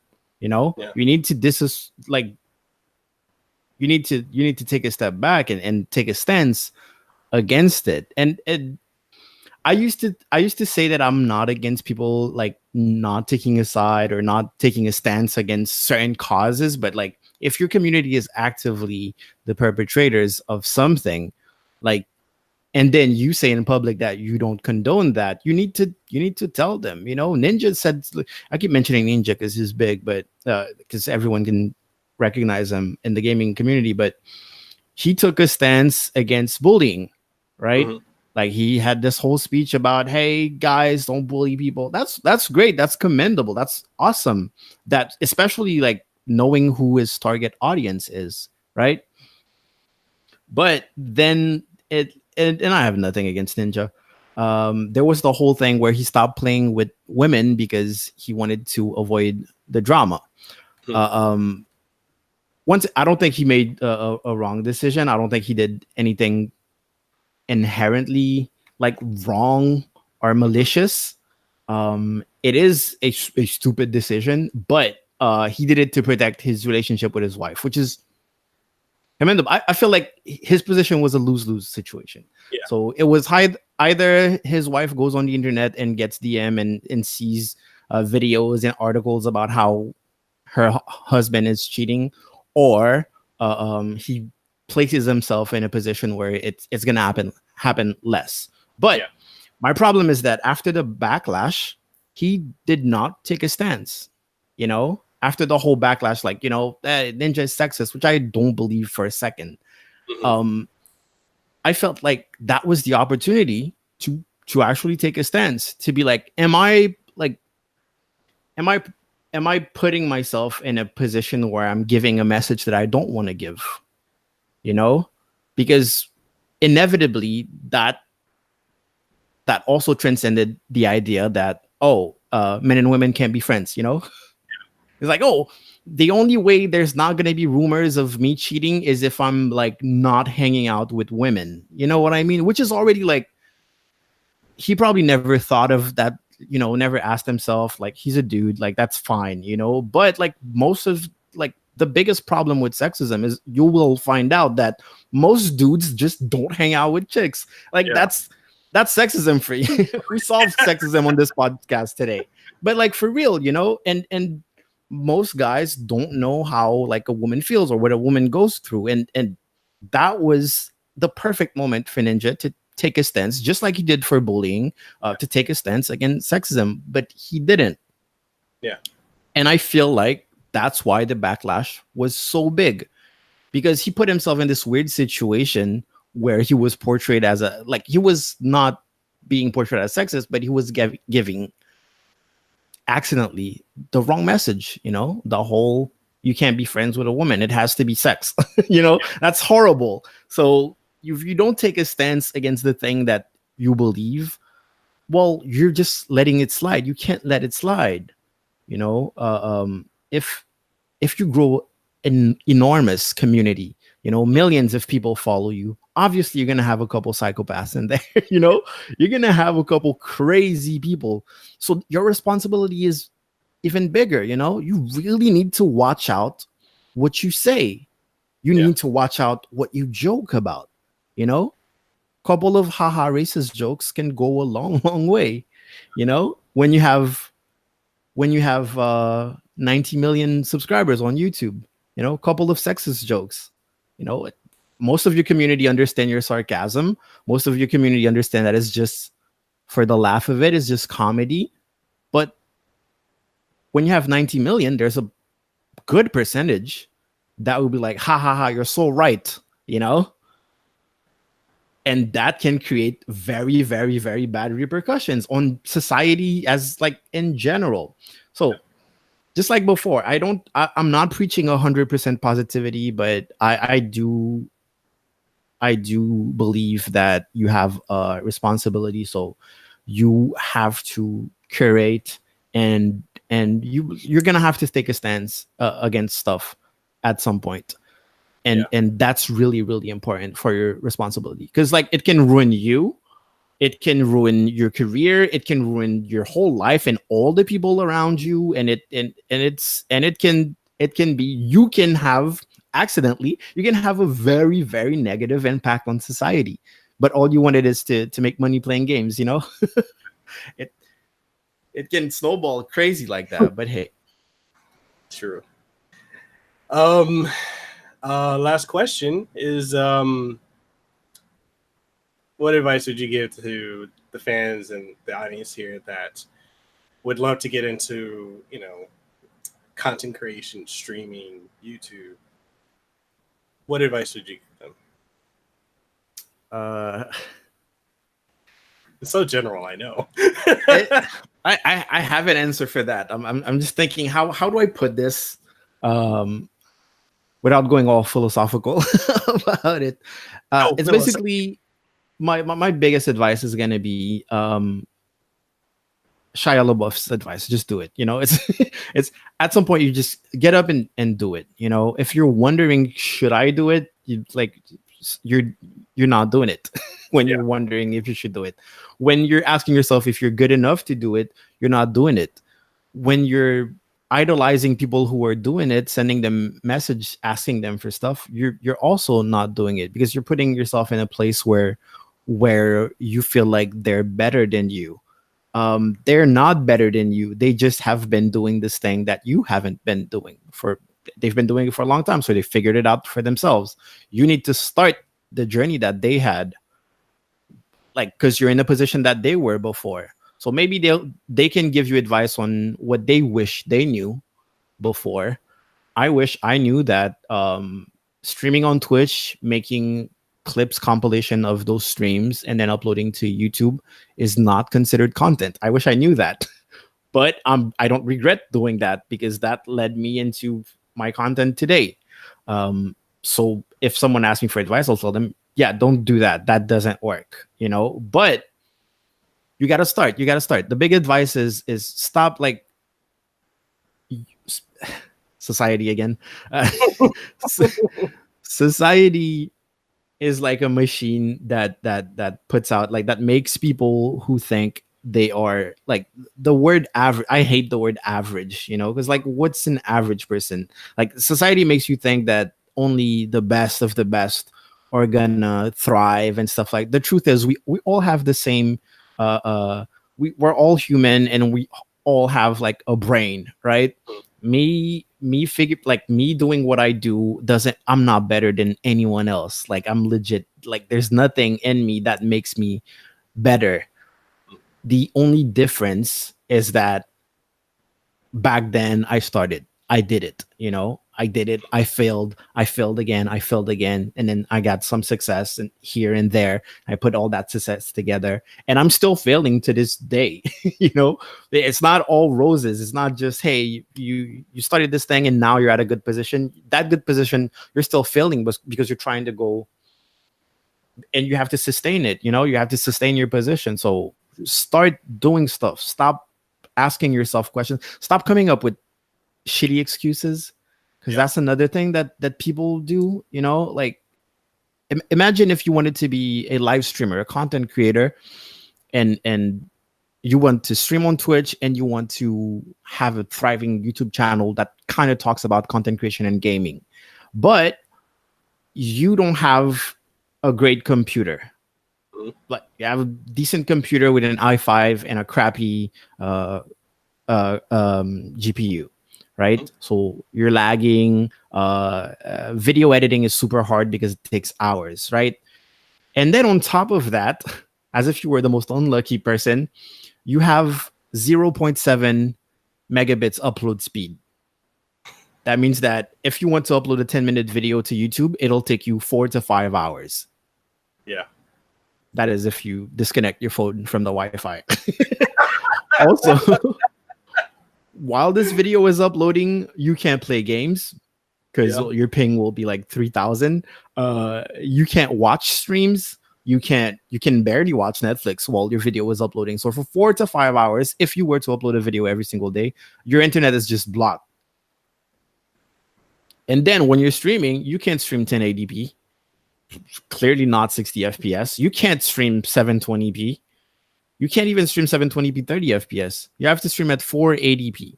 So you are technically the guy with the crappiest video quality on the platform.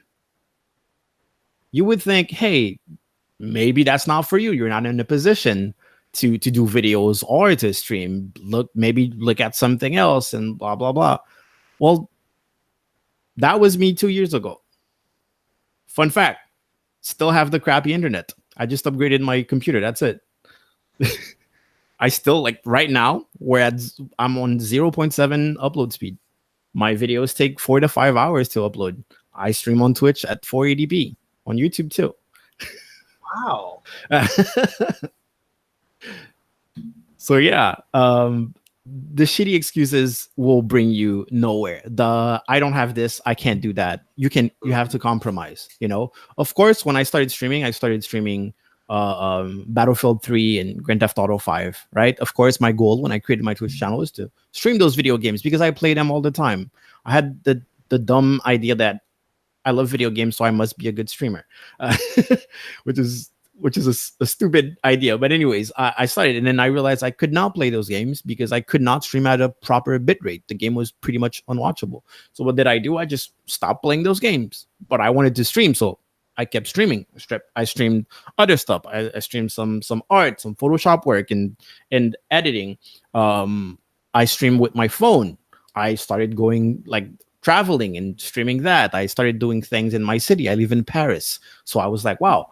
A lot of people love going to Paris. I can just walk around with a selfie stick and show stuff to people. People will watch, and they did. They watched, and now I mostly sit down and talk to my camera, and people watch. You know, so I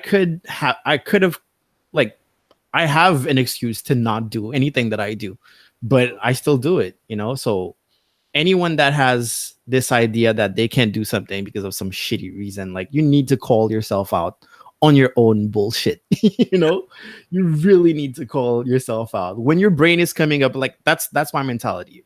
When you want to do something and you're thinking, but, and then your brain comes up, because that's natural. I feel like that's natural. You need to know, oh, okay, now I went that part where my brain gives me that shitty excuse. Now I need to knock down that excuse, compromise, and still do it. When I build the robot arm that reacts to Twitch chat, fun fact, I the whole code is JavaScript. The robot arm was 3D printed, and it has electrical components. It has like 3 motors in it. I did not know anything about coding. I certainly didn't know anything about JavaScript. I didn't even own a 3D printer when I had the idea. So I really didn't know much about 3D printing. Electronic components, microcontroller boards. I used an Arduino. I didn't know anything about any of that. It took me a while. It took me 3 months to complete, like, from when I thought of it to completion. But now I have my 3D printer. I'm kind of better with the Arduino, and from there, like, I learned, you know, like, you have access to internet, you have access to the world. Like, there's really, really no limits. Like, I'm getting into woodworking right now, and I live in an apartment, right? I can't have power tools. I live in an apartment, right? It would be too loud. My neighbors would be mad. What did I do? I bought a handsaw. You know, if I can't run like a drill, a power drill, a table saw, like, I'll start sawing stuff in my apartment and then vacuum it later. You know, like, no, there's no excuses. No excuses at all. Everything you can do, just do it. You know, just do it. That's my advice. Oh man, when are we gonna see you out here in Hawaii? Any companies wants to fly me there, I'll go, like, right now. I'm a free agent right now. Any company wants to fly me anywhere, really, I'll go. Hey, man, if you come out here, you got a place to stay. We have a huge 3-bedroom house. We're right next to Waikiki. We're literally within a stone's throw of Waikiki, the malls, hiking, everything. So you got a place to stay. All right, man. Watch out. I might take you up on that offer, dude. Just say it. Hey, come on out here. Okay. And, I lied. I got one last question for you. Oh, all right. Did you have fun? Yeah, man. That was like, I kind of, I don't know if that comes across, but I love talking. I kind of love talking. I have a lot to say, so it was a lot of fun. I really like. I really enjoyed the questions, and then like that personal anecdote about the dude that $2,500. That's crazy, man. I would. I'm imagining what would be the look that I would give that person if they told me that. And so yeah, man, it was a lot of fun, dude. Like, if you want to have me back at some point, usually the host of the podcast is supposed to be, hey, if you want to come back. Now I'll ask. I'll be like, hey, if you want to have me back sometime. If it talking about anything else, movies, we had that little DCEU Marvel talk real quick. Like, I'm down for that too. I would love to have you back on the show. Anytime you want to come back on, whenever you're free, I'd love to have you back on. This is a phenomenal episode. I enjoyed having you as a guest. You were awesome, man. Tell people where they can find you again. YouTube, GAEL Level. If you like advice on being a full-time content creator, and if you want to see my journey, the things that I work on. Second one, Instagram at GAEL.level. If you want to see stories about what I'm working on, my woodworking projects and stuff like that. Little teaser. I'm currently working on a big project I'm making, and I'm using my Twitch following to do that. I'm trying to make, because we don't know how well it's gonna go. I'm trying to make the most high-tech coffee table ever. Ooh. Ever.